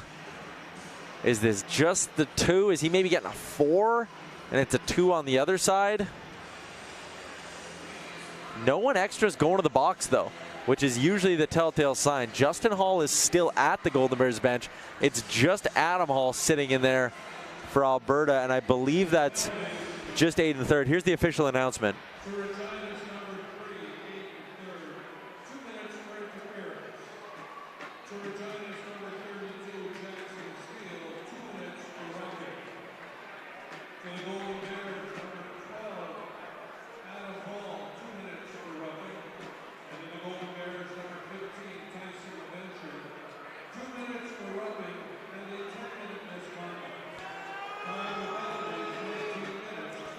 Aiden third's got 2 for the interference, so they do call him on the initial hit on Justin Hall. They're calling that interference. I guess he never touched it with his stick. He touched it with his skate. I don't think that matters either way. Aiden third's got 2 for interference. I can stop my ranting on that. Then it's a 2-minute minor for Jackson Steele for roughing. He was a part of that scrum. Laventure's got a 2 and a 10, so that means he's not going to be available for the Golden Bears until the first whistle after the 18:21 marks of the sorry, 8:21, Mark, my bad, of the third period. So Alberta down a goal is missing their most dangerous goal scorer now for at least the first half of the third period. Adam Hall's got a 2. We're playing 5-on-5 hockey here, so everything's basically a wash, but the extra goes to Laventure, who's got the 10. That's pretty significant. As we got more pushing and shoving on the far side. Thacker took a shot when he was down on the ice. They're letting him play on. 13 seconds to go. Silzer across. Davidson just going to push that one up to catch. 6 seconds to go. Maybe a chance for Alberta. Peterson. Thacker at the buzzer. A shot got blocked by Silzer. And with half a second to go, we will get another stoppage. 20-21 for that guy. Damon Cunningham's had a heck of a hockey game.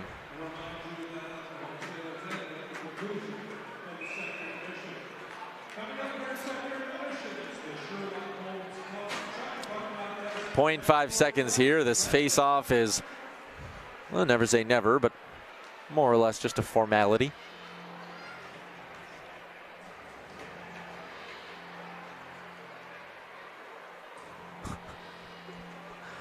There we go. And nothing comes of it. Horn sounds to end the second period of play. And the University of Alberta Golden Bears find themselves down 2-1 to the 2-win Regina Cougars on home ice through 40 minutes. A stunning final 5 minutes of play in that middle period have totally flipped the script on this one. Alberta looking for a second straight comeback on home ice. Regina looking to finish this thing off and walk out of here with their third win of the season. Payson Bjorklund with the go-ahead goal. He's got an assist to go with it. The Cougars feeling good as they head to the room. I'm Tyler Urumchuk. You're watching Canada West TV. We're going to step aside for an intermission break, and when we come back, third period action between the Golden Bears and Cougars.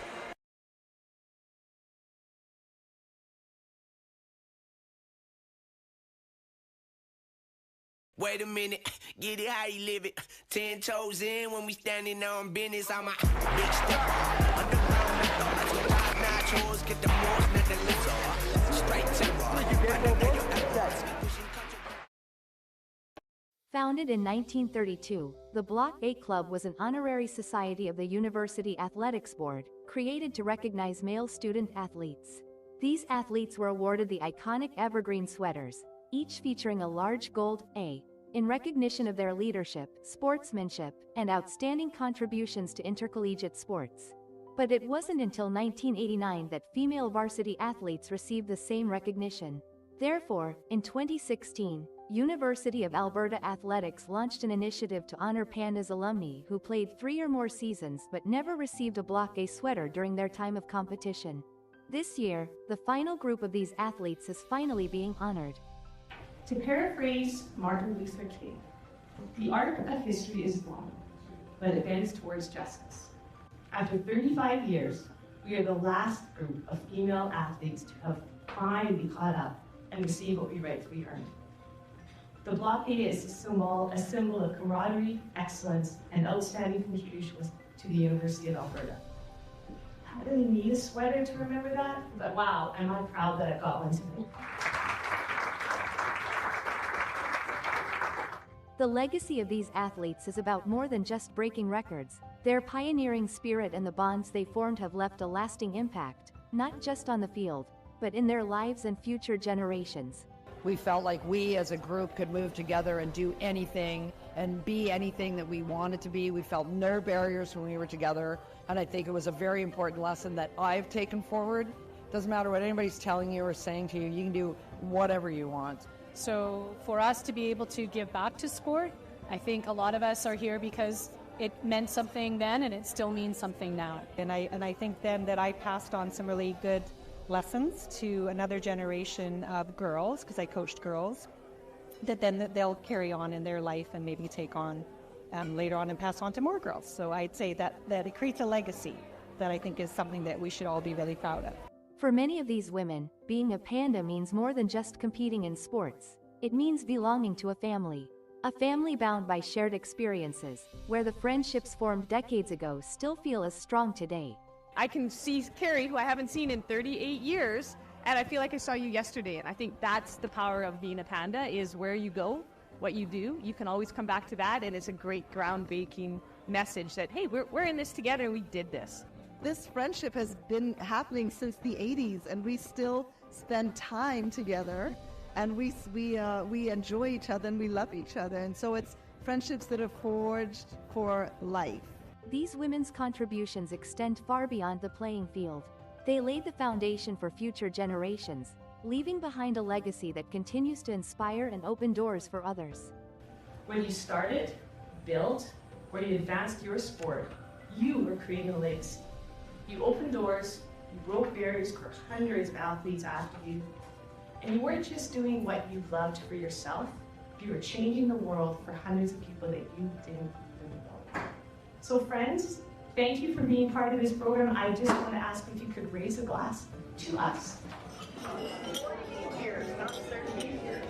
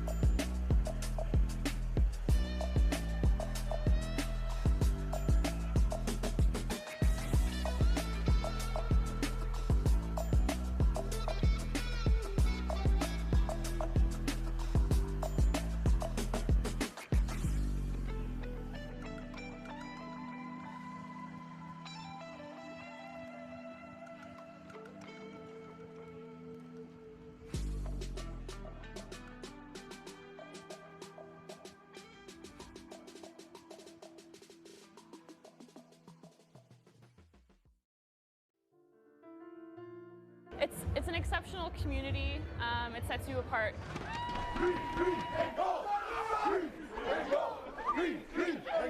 Like the number of laughs I've had with this group, the number of laughs I've had with guys that have graduated and moved on from our program, like those are all it's the characters, right?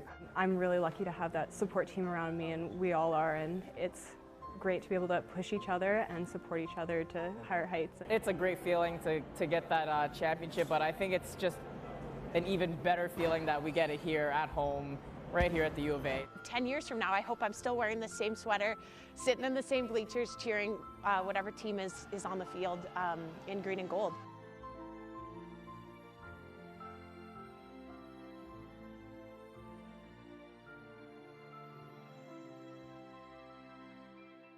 Abby Soy, go, she scores! Want to know the recipe for a great time? Green, gold, and Sherlock Holmes.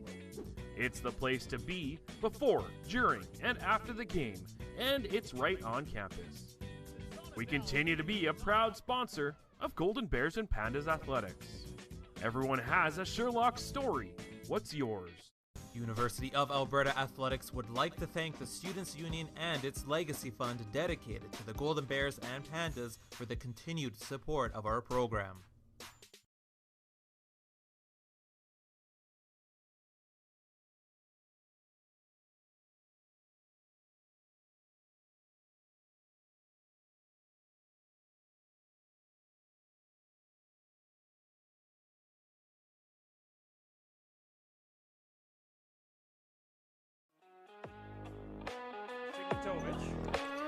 To Harp, Carey. She's going to try for her 8th three-pointer of the game, and she hits it! The bencher ups. Good hustle from Trinity once again to keep it alive. Read and weave! Wow, what a play from the Bears there. Moves up in the rush with them. Here's Blue, drop back, Adam Hall, shot scores! Adam Hall, step one.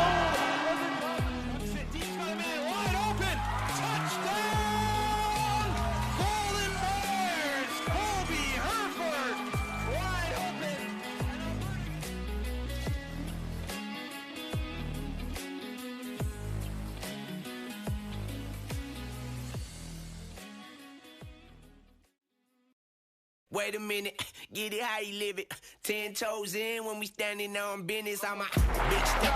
Underground, top-notch hoes, get the most, not the little. Straight tempo. Founded in 1932, the Block A Club was an honorary society of the University Athletics Board, created to recognize male student athletes. These athletes were awarded the iconic evergreen sweaters, each featuring a large gold A, in recognition of their leadership, sportsmanship, and outstanding contributions to intercollegiate sports.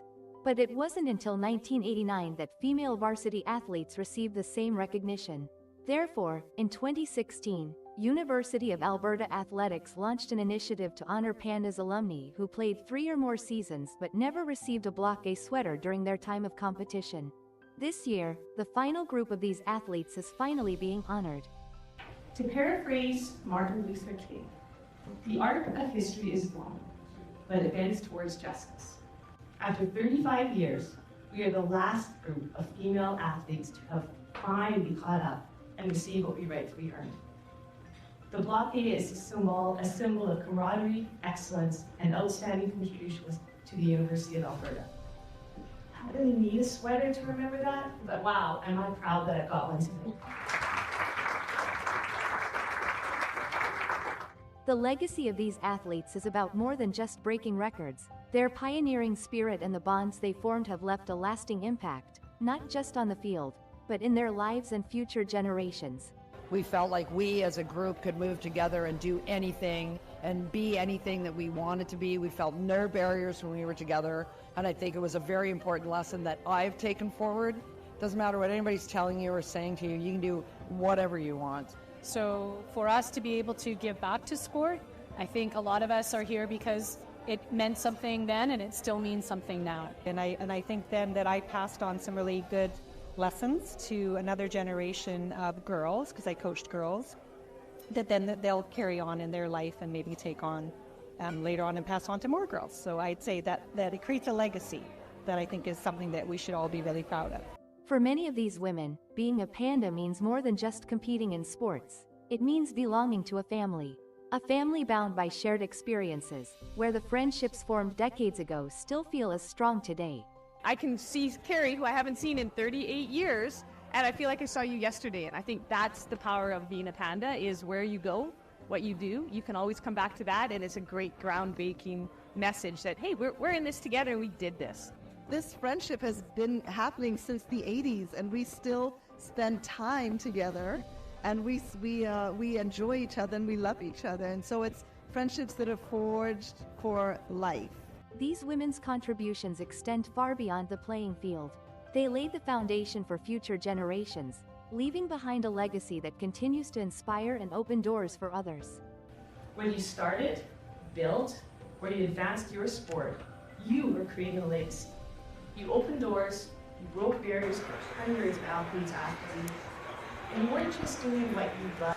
Welcome back to Clare Drake Arena here in Edmonton, Alberta, as we get set for third period action between the University of Alberta Golden Bears and the visiting Regina Cougars. And surprisingly, through 40 minutes, it's the home side, Alberta. They're 6-2 this year on home ice. They have not been trailing through 20 minutes all that much on home ice this year, but that is the position they find themselves in to begin the third, as we take a look at our second period highlights, including a couple of very close looks early on for the Golden Bears. That one from Tyson Laventure was right there, just going off the side of the net.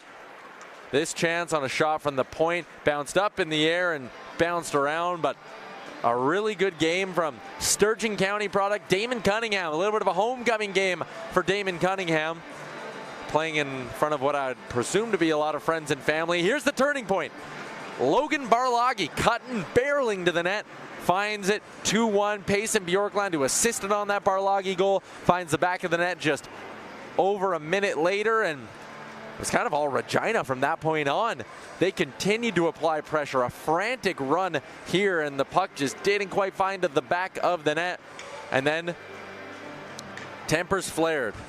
Things started to hit the fan a little bit. Justin Hall got hit. There was an initial interference call on Aiden Third, and then Adam Hall got 2 for roughing for the retaliation. Jackson Steele from Regina also got 2 for roughing, and then the big penalty came from Tyson Laventure, who not only got the 2 for roughing, he also got the 10-minute misconduct. So Laventure is going to be sitting until well past the halfway point of this period, and considering the Golden Bears are down 1, that's a pretty significant development in the final stages of that second period. So Alberta, last time they were on home ice to close out the first half of the season against McEwen, they scored twice in the third, won the game in a shootout. Do they have another comeback in them here tonight? Here's Heward with a shot, and that got denied by Kruger. Regina, remember, not a power play. It's 5-on-5 hockey here with all those offsetting minors. Regina's just set up nicely here in the offensive zone. Tkach is going to pull that one away. He'll hit the red line, but couldn't get it deep. Davidson to Thacker. He'll just deflect that one into the zone, and Cunningham has nowhere to go with it. He'll hold on.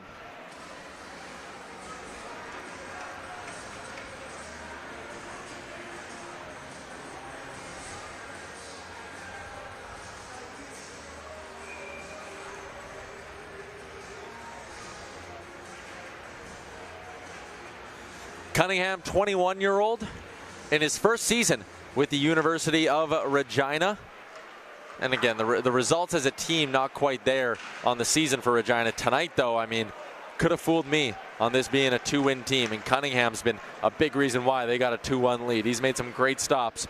20 for 21. McGregor, long shot, and that snuck through the traffic. Was just a little bit too high. But Cunningham did not see it. Pacheco stops up at the top of the zone, tries to send a little 3-foot pass to Boyko, who was cutting through. Didn't connect. Golden Bears got to regroup. Here's Belcourt out there with McGregor right now. Curious to see if that's a permanent change. McGregor was up with Gustafson for a bit. Belcourt started the game with Sexsmith.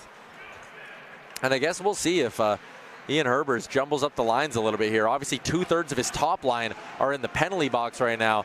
Hall should be out at the next whistle. Laventure, obviously, 10-minute misconduct, as I said off the jump. He's going to be sitting in there for a while. Runke got it back behind the goal line. He's tied up with Duguay. Turned over now. Kruger with a poke check, and it continued to just sort of bounce around and eventually worked its way in front. Here's Davidson walking out of the zone. Zips one over to Rhett Melnick. Melnick pinched to the boards. Couldn't quite get it to Jolly. Now the Cougars are going to turn it back the other way. Bjorkland was 3 to 5 feet offside. It was not even close. So that'll get a stoppage. A little more on Damon Cunningham, the rookie netminder. Like I said, born out of Sturgeon County, played a pretty decent chunk of his minor hockey with the St. Albert Flyers, at least a year and a little bit. Then went to the Pacific Coast Academy before bouncing around a couple of different junior leagues. Played in the KIJHL with the Sicamous Eagles, put up some great numbers there. Had a cup of coffee with the Nipawin Hawks that season. Next year was a full-time netminder for Nipawin, starting 39 games. And last season he was with the Aberdeen Wings in the NAHL, and now he finds himself starting his collegiate career here with Regina at the U Sports level. So everywhere he's gone, 914, 912, 917. Like, the save percentages are really, really good. And this year, again, not quite up to that standard, but I think Regina knows that this is a guy who, as he goes through, not just this, he goes through year 2, year 3. They got some interesting young pieces here that I think could develop over the next couple of years. And that playoff drought, my prediction is it comes to an end at some point in the first couple of years of Trevor Keeper's tenure here as their bench boss. Again, first-year head coach. Don't get many of those at the U Sports level. These jobs don't pop open all that often. As Justin Hall's out there with Peterson and Tkach. There's your answer to how Herbers is handling the lines. Adam Hall is out of the box, by the way, so he's available. To the line. Here's McGregor. Spins it down to Tkach, who threw that to the middle of the ice a little blindly. Denoye was able to pull that one out, and now he walks around McGregor. Throws in front. Kruger with the paddle out, and then a rebound chance that he had to be careful with. Keeps it a 2-1 game.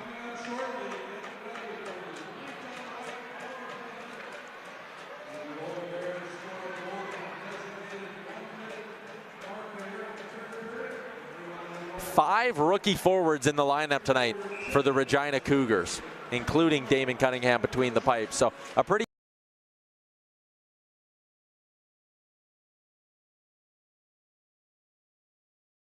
young roster. You know, Alberta would probably sit there and tell you, well, we're pretty young too. Peterson, I know he played pro hockey. It's his first year at least at this level. Gleb Tkach, that would be a rookie forward. Duguay, Melnick, Jolly, a lot of first-year forwards in this lineup for Alberta. There's a long wrister that Kruger swallows up. Give him his 21st save of the evening. And another stoppage in the Alberta zone.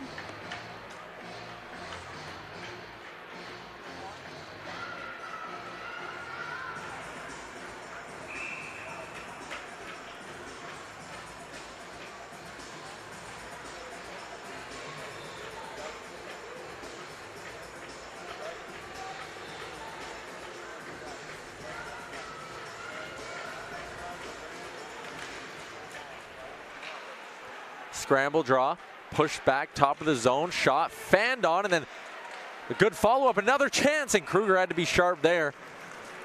That was Logan Barlagi hunting for his second of the game.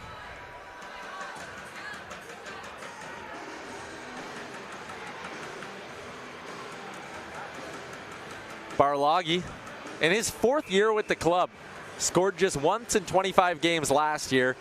Took him now until his 14th game here tonight to find the back of the net. Former Lethbridge Hurricane, Medicine Hat Tigers, Swift Current Broncos. Spent the bulk of his WHL career, though, with the Lethbridge Hurricanes. Native of Humboldt, Saskatchewan.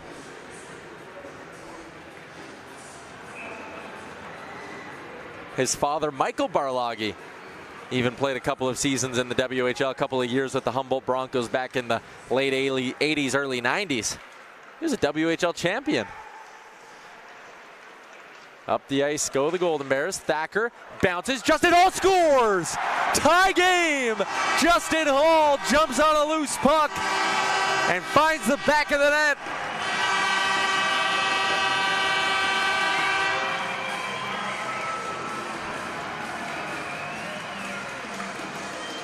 8th on the year for Justin Hall, 16th point, and it's a big one. As just 3 minutes and 51 seconds into this period, Alberta's tied it up.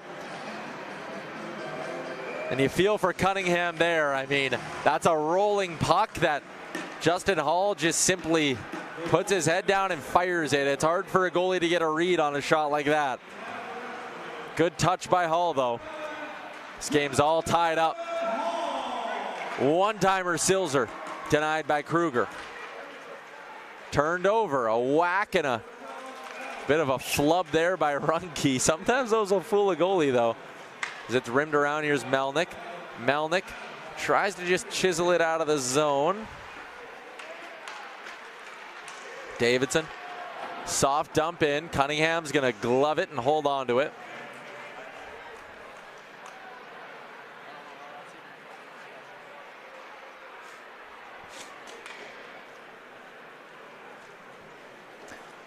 Face-off will come inside the Alberta zone, or inside the Regina zone, apologies.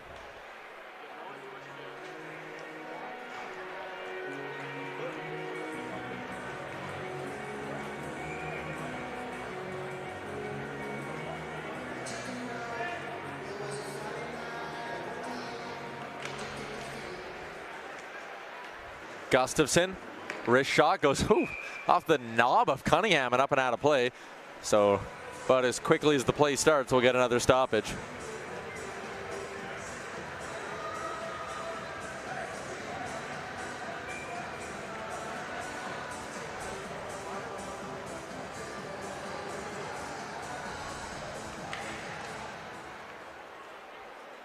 Fishley and Adam Hall battle in the corner. Thacker getting a shift up with them, with Laventure out.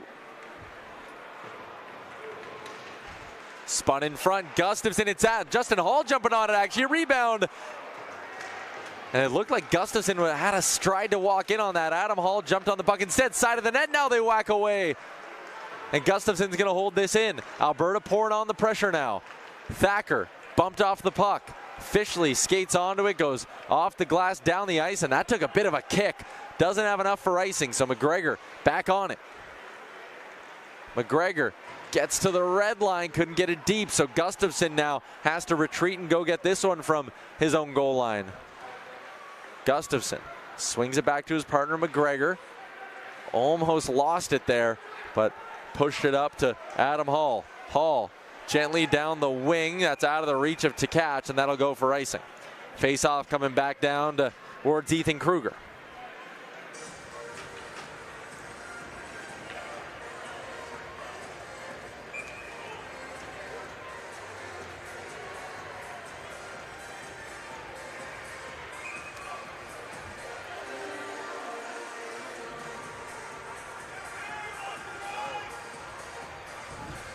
Last second line change here for Alberta. Will delay the face-off a little bit.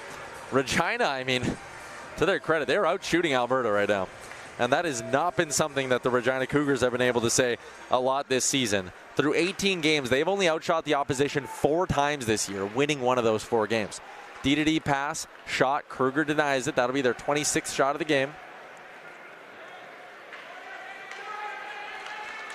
Up the ice they come. Denwye got a stick on that. Neatly knocked it down, got it up to Belitsky. Belitsky fires off the pads of Kruger, and a couple of Golden Bears overskated the rebound. Heward, long shot, deflected away by McGregor. Denwye kept the play alive, and then Kruger snaps that one up with the glove. Alberta this season, when trailing through 2-7-2, so just 2 wins in the 11 games they've been trailing through 2 periods. One of them was, again, their last game here on December 5th against McEwen.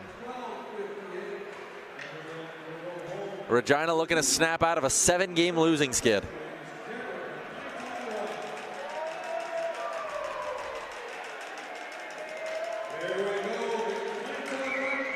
It's the Pint on White chicken wing minute here.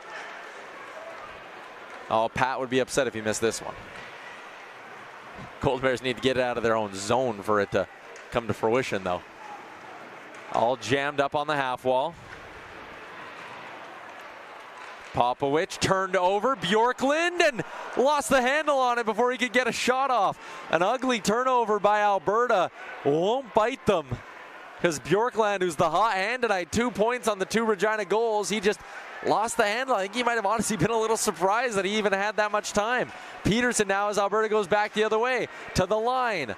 Davidson back, Belcourt takes a shot, blocked in front. Brinson sends one up. Belcourt's got it. He'll spin.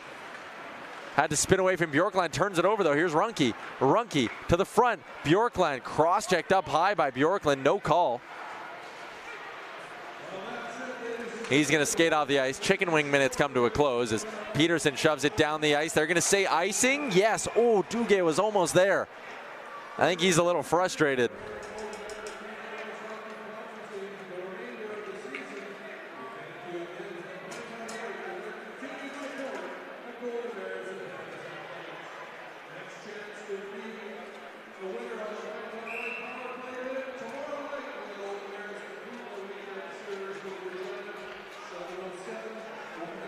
Oh, the old pyramid down in the student section.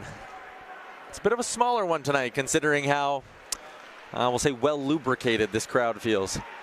Pierce with a shot attempt from the outside. Duguay has it. Good patience there by Duguay in front of his own net. But Alberta can't get it out. Davidson now. One-handed out to Duguay. To the middle. Here's Peterson. Peterson will throw it softly into the corner. Duguay and Hayward will go in. Regina's got it. Silzer goes across D to D. Regina looking to get set up here as they head up ice.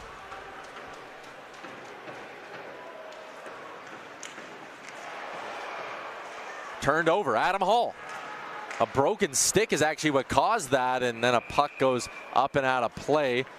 Oh, that, I mean, it didn't go into the crowd fast. It hit someone in the head, though. They're smiling. They seem no worse for wear. 12:02 remaining in the third. We got a 2-2 hockey game.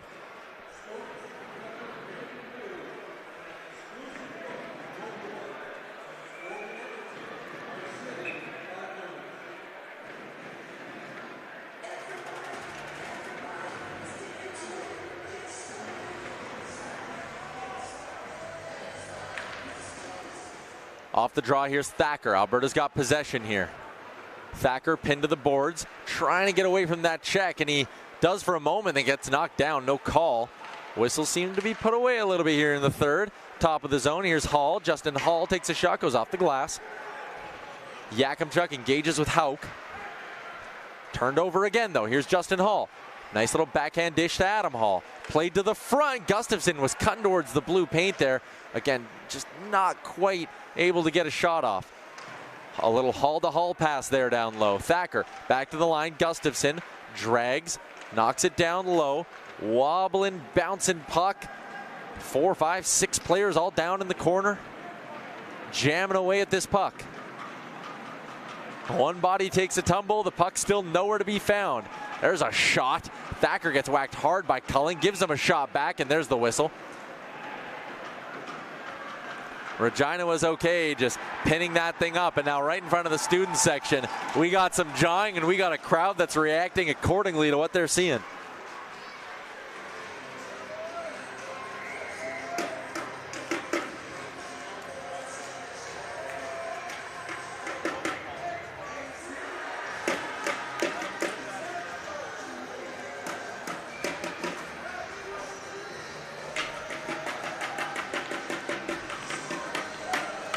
Face off to the left-hand blocker hand side of Damon Cunningham. Tied up draw. Lobbed out McGregor, gloved it. It's a glove pass. Not sure what McGregor was upset about there. So we're going to get another whistle here. 10:57 to go. We are slowly on Tyson Laventure watch. Couple minutes away from the next whistle, freeing one of the Golden Bears' 2 goal scorers from his 10-minute misconduct. There's a shot at him. Helmet off, relaxing. Well, probably not relaxing all too much. The game's tied. Denway. Stick check by Boyko. Offside. This will allow Alberta to slow things down as Regina had to tag up. Dawson Davidson. He's maybe been a little quiet tonight. Not a guy who usually stays quiet for a full 60.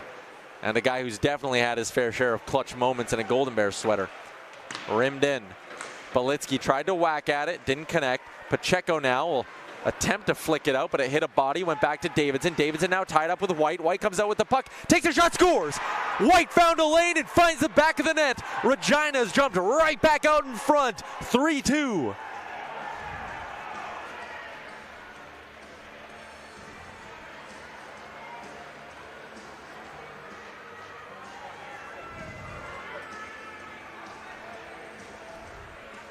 Get another look at the goal by White, and you can see the way he just played this around the traffic.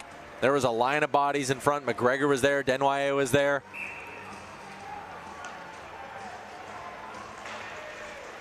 Carson White finds the back of the net. His third of the season.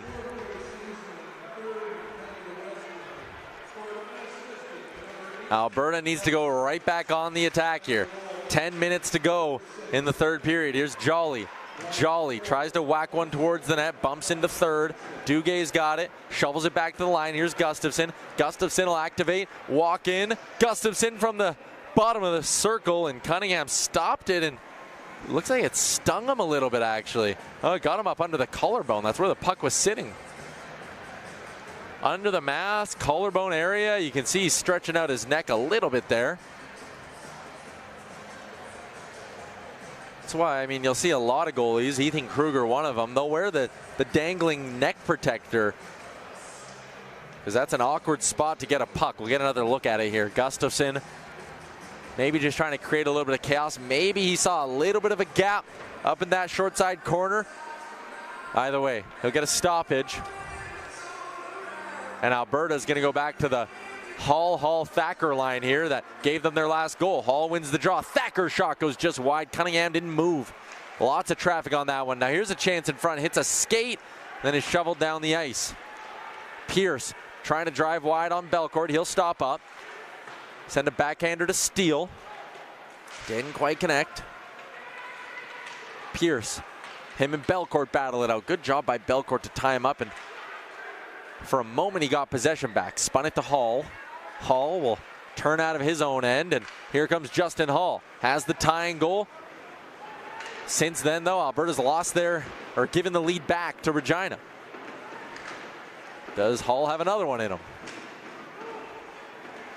Hall, Adam Hall to Dawson Davidson. Alberta just kind of struggling here to get set up, and then that pass bounces over his stick and heads on out.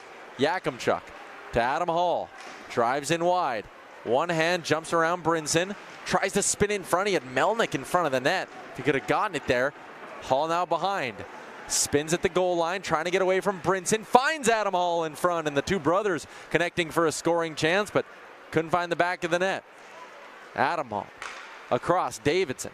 Davidson will spin. Jolly's out now as Alberta will complete a line change while holding possession. Jolly spins again, back to Yakimchuk. Yakimchuk, Davidson, one-timer bounce, and what a save by Cunningham.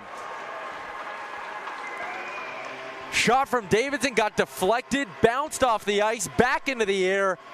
Cunningham got it with the glove. Another sharp save from the Cougars goalie. Look at the way this bounces.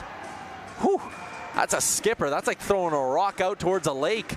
It bounced straight back up, and Cunningham with quite the reaction.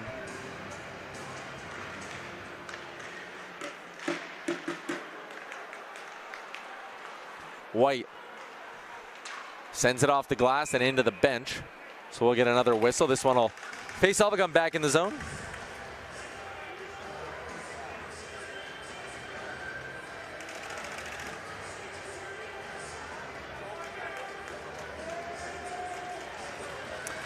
Tyson Laventure is out of the box. So we'll see. I mean, that Thacker Hall line put a goal together for the Golden Bears. And they don't have Thacker back out here with his usual line mates in Tkach and Peterson. So curious to see, is Laventure getting his spot back, or Are they mixing things up a little bit here? Down a goal, 8 minutes to go. Peterson walks off the wall. His shot goes over. Peterson gets his own rebound. The ricochet off the glass found the stick of Peterson again. Tkach had a chance to whack it out of the air. It didn't connect. That's a tough play.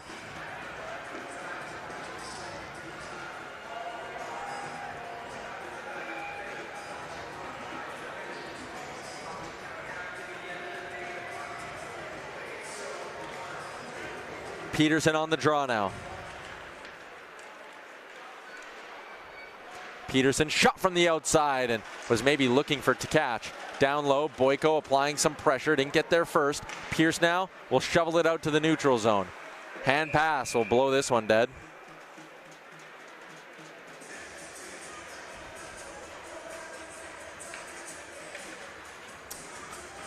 .7:52 to go.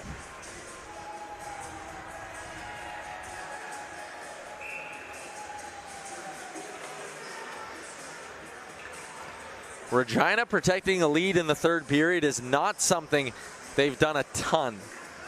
This is just the third time this year they have held a lead through 40 minutes.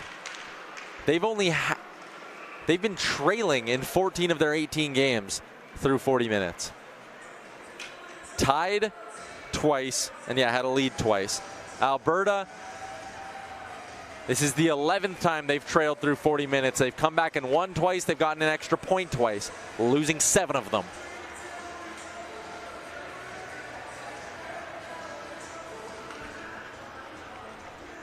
Justin Hall out there with, well, Tyson Lavenger's back in his spot. Face-off one. Adam Hall with a shot was gloved down, and now down the ice it goes. Kruger's got to come out and play it, and he wandered all the way into the corner to make that play, and I will say a sharp play at that by the Golden Bears netminder, because they were not going to win that race. Here's Adam Hall now looking for another chance. He hit the bar. He scored.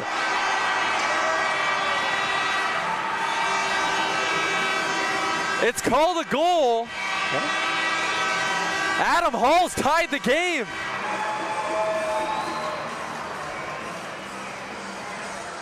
I'll be honest, from up here, that fooled me. And I can't imagine I'm alone. We'll get another look at that. What a shot by Adam Hall. From what felt like an impossible angle. Oh, that did go in. I gotta get my eyes checked. You definitely saw a little bit, it's not a lot, a little bit of twine bulged up there as he found the corner. Adam Hall's 8th of the season. Not 10 minutes after his brother takes the scoring lead between the two of them, Adam says, I'll get my 8th of the year too. Now a scramble in front. That puck is loose. They're still jamming away at it. No one has a beat on it. It's covered right at the edge of the crease. Alberta wants a penalty shot. They're not going to get one. What we are going to get is another scrum. Penalties are going to come out of this. Fists are still flying. There's a wrestling match in front of the crease.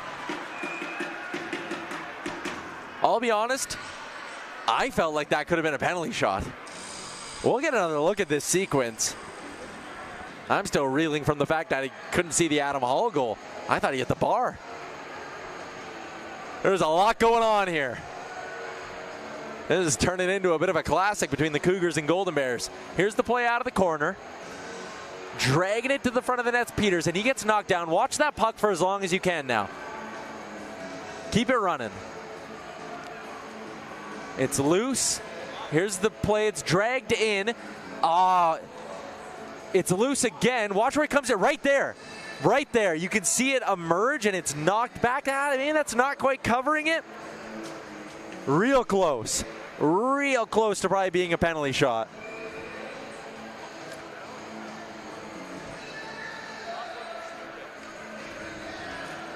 Coincidental minors going out there. Aiden Third's back in the box. I'm presuming a rough. Gleb to catch the penalty for Alberta. We're tied up, and we're playing 4-on-4 hockey. Here's Doucette to the middle. Spinning is Fishley. Fishley a shot, and that got blocked. Thacker's on it. Alberta's got possession. Thacker up to Peterson. Peterson slowly walks a guy, drops it back. Adam Hall Alberta had to be careful not to get too many men there. They don't. Hall knocked down, gets back to his feet, drops it. McGregor with time finds Davidson on the far side but didn't quite connect. Hall's stick was slashed in half. He switches for his brother now. Adams on the ice. Collides with a couple of Cougars. McGregor pulls it away, takes a shot, and fires it right into the backside of Fishley. He's in a bit of pain. McGregor has to be careful of Hall's broken stick. Chaos at every turn here. Cutting to the middle is Adam Hall. Leaves it for Peterson.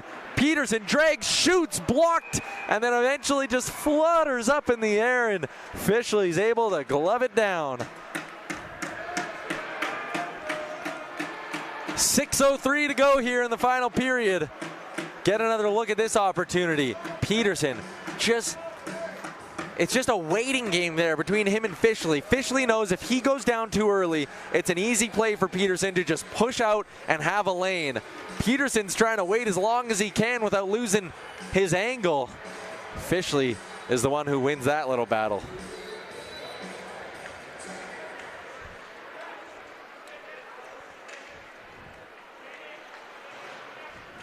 Belcourt holds it in. Nice play by Belcourt to jump the coverage there. Sends it to the middle. Hall on his back end, looking for his second of the game. This time it would be to put the Golden Bears in front. Hauk works his way past Belcourt, kicks it up to himself. He's got Justin Hall on him now with some back pressure. Belcourt with a good play there to pull it away from a Cougar, and 30 more seconds of 5-on-5 play. Here's Davidson. Davidson end-to-end, stops up at the hash marks, sends it to Gustafson. He's got space. Gustafson shot blocked, goes up in the air and off the low ceiling here at Clare Drake Arena, and we'll get another whistle.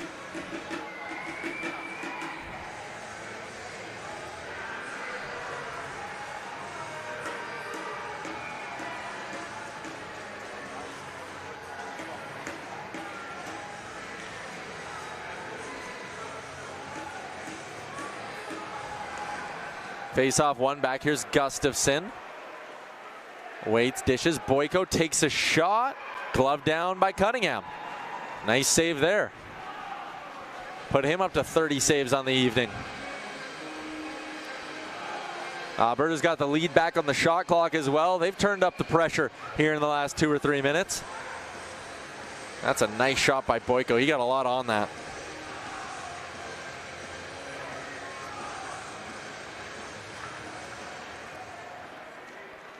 Face-off win for Regina. Heward knocks it over to his partner, and here comes Regina up the ice. Good stick check there by Gustafson. Boyko. Still 4-on-4, so there's no one on that far side. Yakimchuk tried to skate onto it. Was able to get it. We're back to 5-on-5. Boyko now. Pressured by White. Puck pinballs around in the neutral zone a little bit. Gustafson wheels back into his own end to catch. Leaves it for Gustafson. Gustafson with a stick on it. It goes up into the crowd. A couple of kids frantically race at it. Face off coming inside.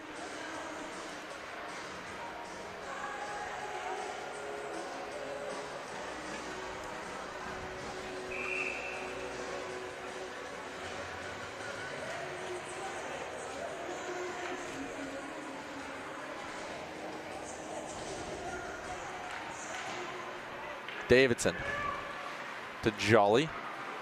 Jolly up. Laventure finds his own. Sorry, that's Jolly or Melnick. Here's a chance now. Jolly on the doorstep as the fourth line for Alberta looks to get something going here. Melnick, Jolly, Duguay work their way up ice. They get an opportunity off the pad of Cunningham. Just don't finish it off. Now they battle away behind the goal. Duguay. His pressure prevents a clear from Regina. Cleaning up the mess, though, was Jaron Brinson.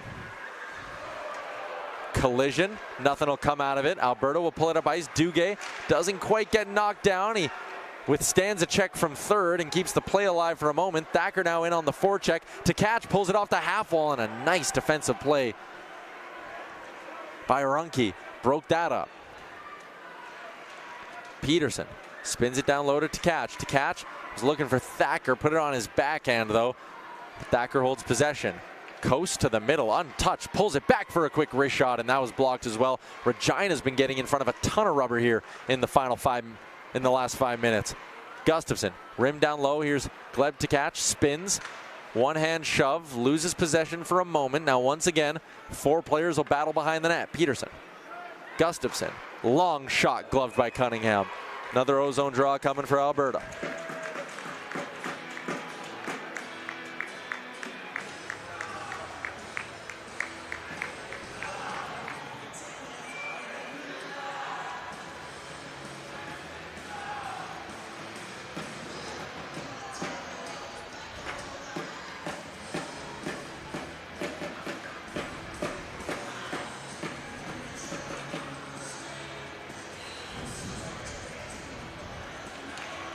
Face off, one back by Silzer.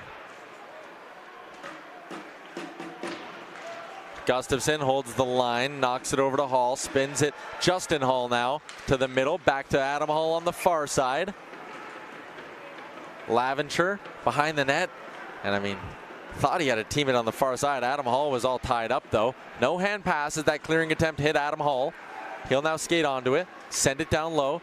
Justin Hall behind the net in front was looking for Laventure, couldn't quite connect. Down the ice it goes. Gustafson, he's getting some haulers from his teammates. They're going to try to catch Regina changing, and they kind of do. Hall to his brother. Adams spinning in front and couldn't find a teammate. 2:40 to go here in regulation. Doucette coming back the other way. Doucette, Hauk. Justin Hall lobs one out away from danger, and a whistle will go. They're going to say high stick against Regina. Neutral zone draw.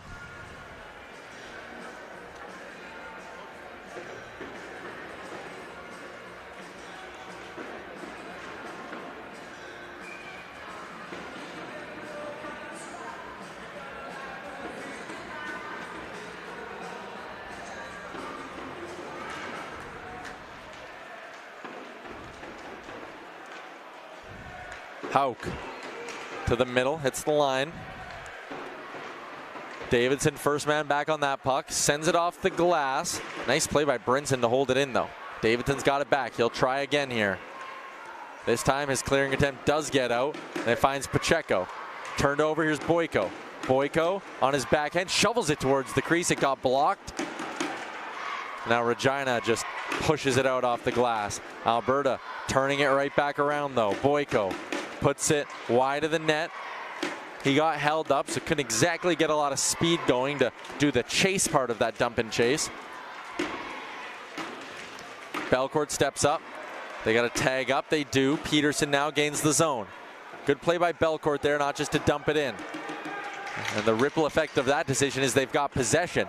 Shot off the end boards. It'll now result in an ozone draw as Cunningham holds on. 91 seconds to go in the hockey game.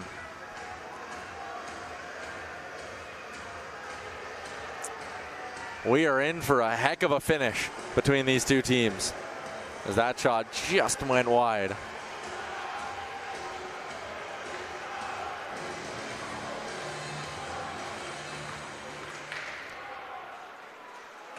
Face off, held in. Gustafson with a great play at the line. Gustafson on his backhand, throws it to the front. It was knocked down by Peterson.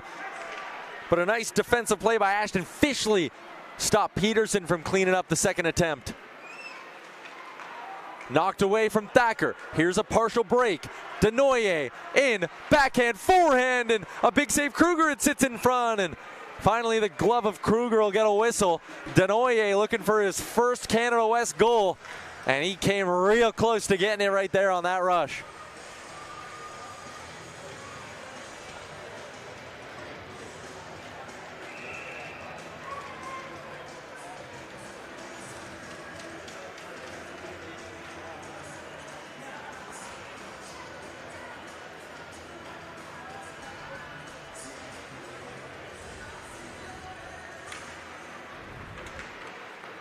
Good stick by Laventure, prevents a D-to-D pass.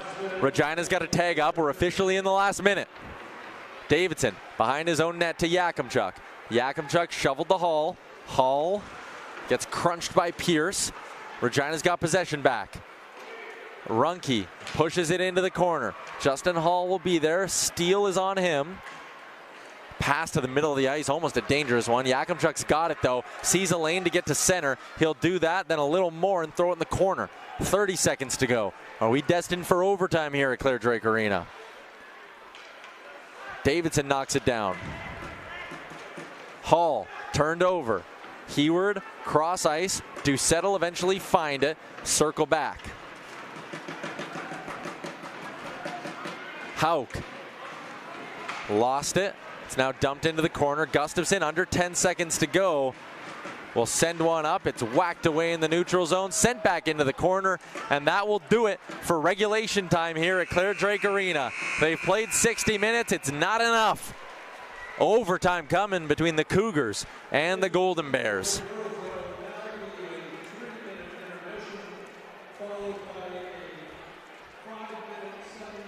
Five minutes, sudden death overtime. They'll skate 3 aside. Let's take a look back at how we got here and get a little scoring summary in while they wait for overtime to start. It was Alberta kicking the scoring off early. Tyson Lavenger, 9th of the year. His team leads, snaps one home. And for a minute there, it looked like it was going to be all Golden Bears. Then in the second period, as I've said a few times, this script got flipped. Logan Barlagi, the veteran centerman, makes a nice move on Kruger, ties it up, and then just over a minute later, Payson Bjorkland, the Grand Prairie native, snaps it past Ethan Kruger. It's a 2-1 lead. Not the only time in this game Regina would lead. Alberta ties it up. Justin Hall, 8th of the season, snapping it past Damon Cunningham. But Regina had their response. White with a snap of a wrister from inside the circle. Adam Hall would tie it up, just sneaking it over the shoulder of Cunningham. And that is where we sit.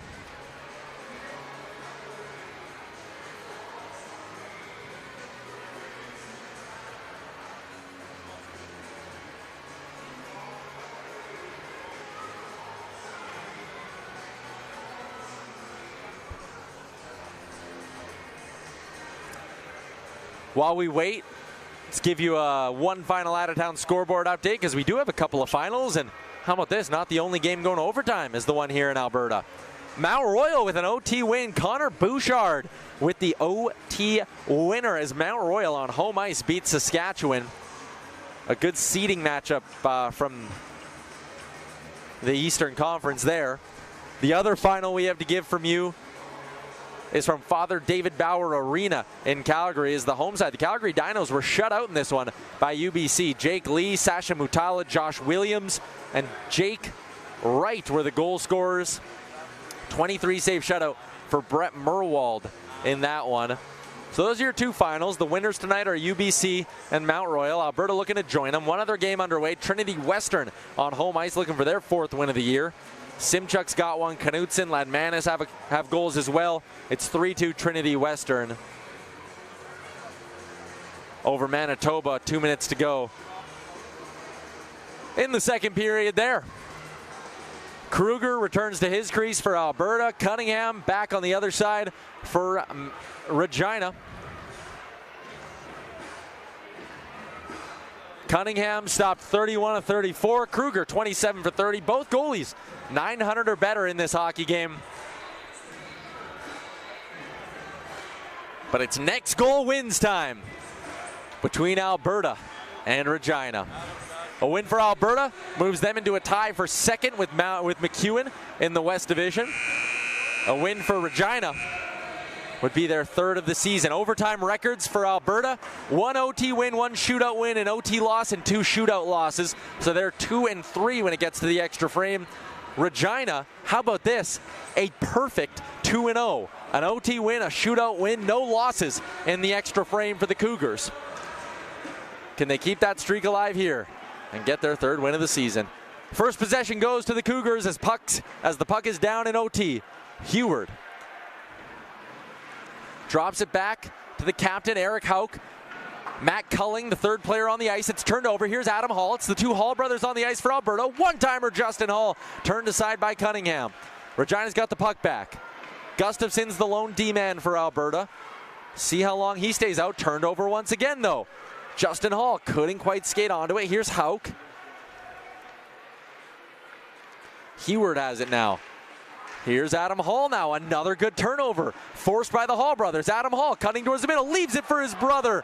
He was also taken down, no call. Gustafson finds Adam Hall. This is where the Golden Bears probably need to be a little careful. And yeah, Justin Hall and Adam Hall both recognizing they probably had to get on the ice to not get stuck back in their own end. So 3 fresh skaters for each side here, I might add. Owen Peterson, Dawson Davidson, Alex Thacker out there for Alberta. Steele, Doucette, the forwards, as it's turned over, and Peterson has a lane. Owen Peterson dropping the shoulder, gets it to his forehand, and it was turned aside by Cunningham, then cleared away by Heward. Heward's the lone D-man. Doucette turned over. Davidson, quick shot, he hit the bar. Dawson Davidson a whisker away from ending this game in overtime. Peterson finds Davidson again, drops it back. Thacker waits, loads, doesn't release, pulls it behind the net. He's got space. Thacker in front, that one turned aside. Cunningham made another stop. Davidson on that loose puck now, behind the net. Pressured a little bit by Doucette. He's looking for some space. He'll curl. Alberta been holding the zone for almost a minute now. Peterson to the middle, drops for Thacker. Thacker cuts, knocked down. Davidson's there, and he'll curl back. Alberta will get a fresh skater, and look at Davidson with the fake. Regina went for the change. Davidson pulls, flutters it across, and the net goes off. Davidson banging his stick on the ice in frustration. Was maybe looking for a bit of a perfect opportunity. It never came to fruition. Forced a pass to Thacker, and I mean, Thacker just no shot at knocking that one in. 3 fresh skaters out there for Alberta. Gustafson will get his second shift of OT. Boyko and Laventure, who opened the scoring, had a shootout winner in the Golden Bears' last game against McEwen. Can he be the hero again tonight? Look for them to open up that release on the far side for Laventure. Here's Gustafson.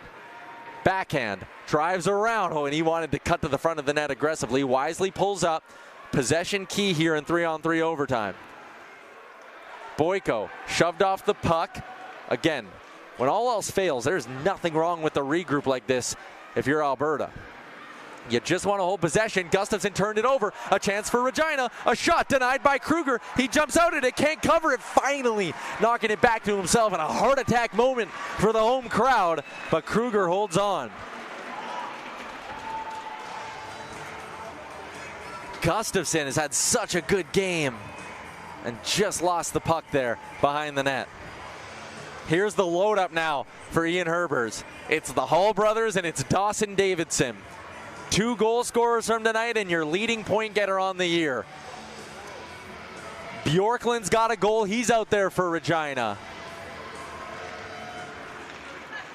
Face off won by Regina, but Alberta's got possession. Back they go. Justin Hall can't quite get an angle. Cunningham wants to keep it alive. And now it's sent to the point. Davidson winds, fires, goes just wide. Down the ice. Here's Bjorklund one-on-one with Davidson, waiting for help. And he decides to not take on the Golden Bears captain. He finds Pierce. Pierce knocked down. Bjorklund sends it to the far side. No one's there. 1 Golden Bear will change. All 3 Cougars get off the ice. Minute 53 to go here. Hall walks in, inside out. Hall down. What's the call? A power play coming for Alberta. I don't think it was a clean enough breakaway for a penalty shot. Justin Hall doesn't seem too upset. If you're Ian Herbers, are you calling your timeout here?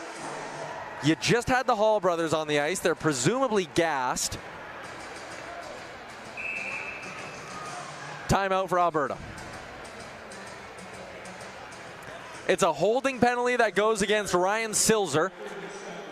So this game is either going to end with a power play goal for Alberta, I guess a shorthanded goal potentially for Regina, or it's going to a shootout if Regina can kill this off. Alberta back to the man advantage on home ice coming into this game, 30%. So far tonight, they're 0 for 3, so you could maybe make the case they're due. You can also make the case that Regina's PK has been pretty good. Dating back to last weekend against Calgary, the Cougars' penalty kill is 9 for 10 in those 3 games.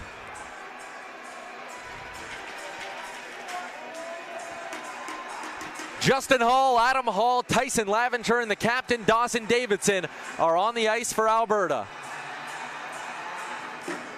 Between the three of them, or between the four of them, they have 12 power play goals for Alberta. That is more than 80% of the power play offense for the Golden Bears this year has come off the sticks of these four players. Justin Hall's stick breaks in half as he lost the faceoff. He's got a fresh one. And Laventure's got possession of the puck. Davidson looking.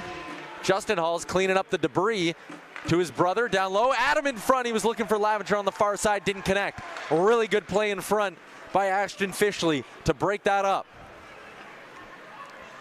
Minute 20 to go.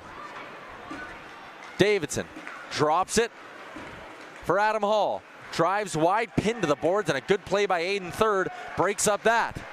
Rush up. Kruger to Davidson. Fresh penalty killers now for Regina. Laventure. Offside. Made the extra move at the line, and Adam Hall, Justin Hall couldn't drag their feet.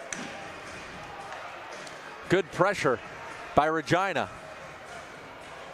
61 seconds remaining in OT.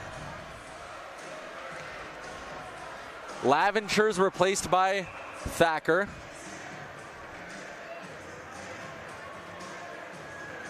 And Thacker frustrated on the bench. Davidson. Hall to the middle. Adam Hall drops it for Justin. To the middle, turned over. Here's Doucette. Foot race between Doucette and Thacker. Shorthanded. He winds and scores! Doucette shorthanded in overtime, and the Cougars have pulled off the upset. A 4-3 win on the road for Regina. Their third of the year, and the hero, Jackson Doucette.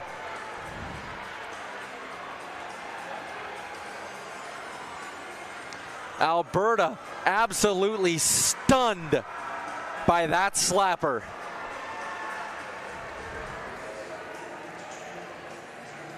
Jackson Doucette's fifth of the season delivers an overtime win for the Regina Cougars.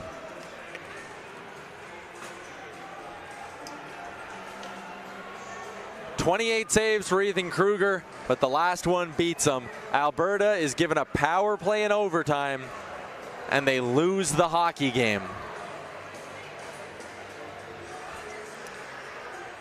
3 stars of the game, unofficially, because it's me picking them. I mean, Jackson Doucette's got to get the first star. Overtime winner, great game from him. Payson Bjorklund had a fantastic night for Regina. He had 2 points.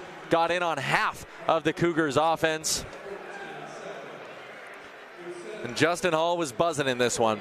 Had an opportunity late, but he picks up a goal, his 8th of the year, has a couple of points to show from this one. That's a wrap on tonight's hockey game. I'm Tyler Yaremchuk. You've been watching Canada West Hockey on Canada West TV. Regina has their 3rd win of the season, a stunner at Clare Drake Arena. One more look at the winner as the water bottle pops up in the air a couple of inches. These two teams will battle it out once again tomorrow night, right back here at the Drake. I'm Tyler Yaremchuk. Enjoy the rest of your Friday night, and we'll see you tomorrow right back here, 7 o'clock puck drop between the Cougars and Golden Bears.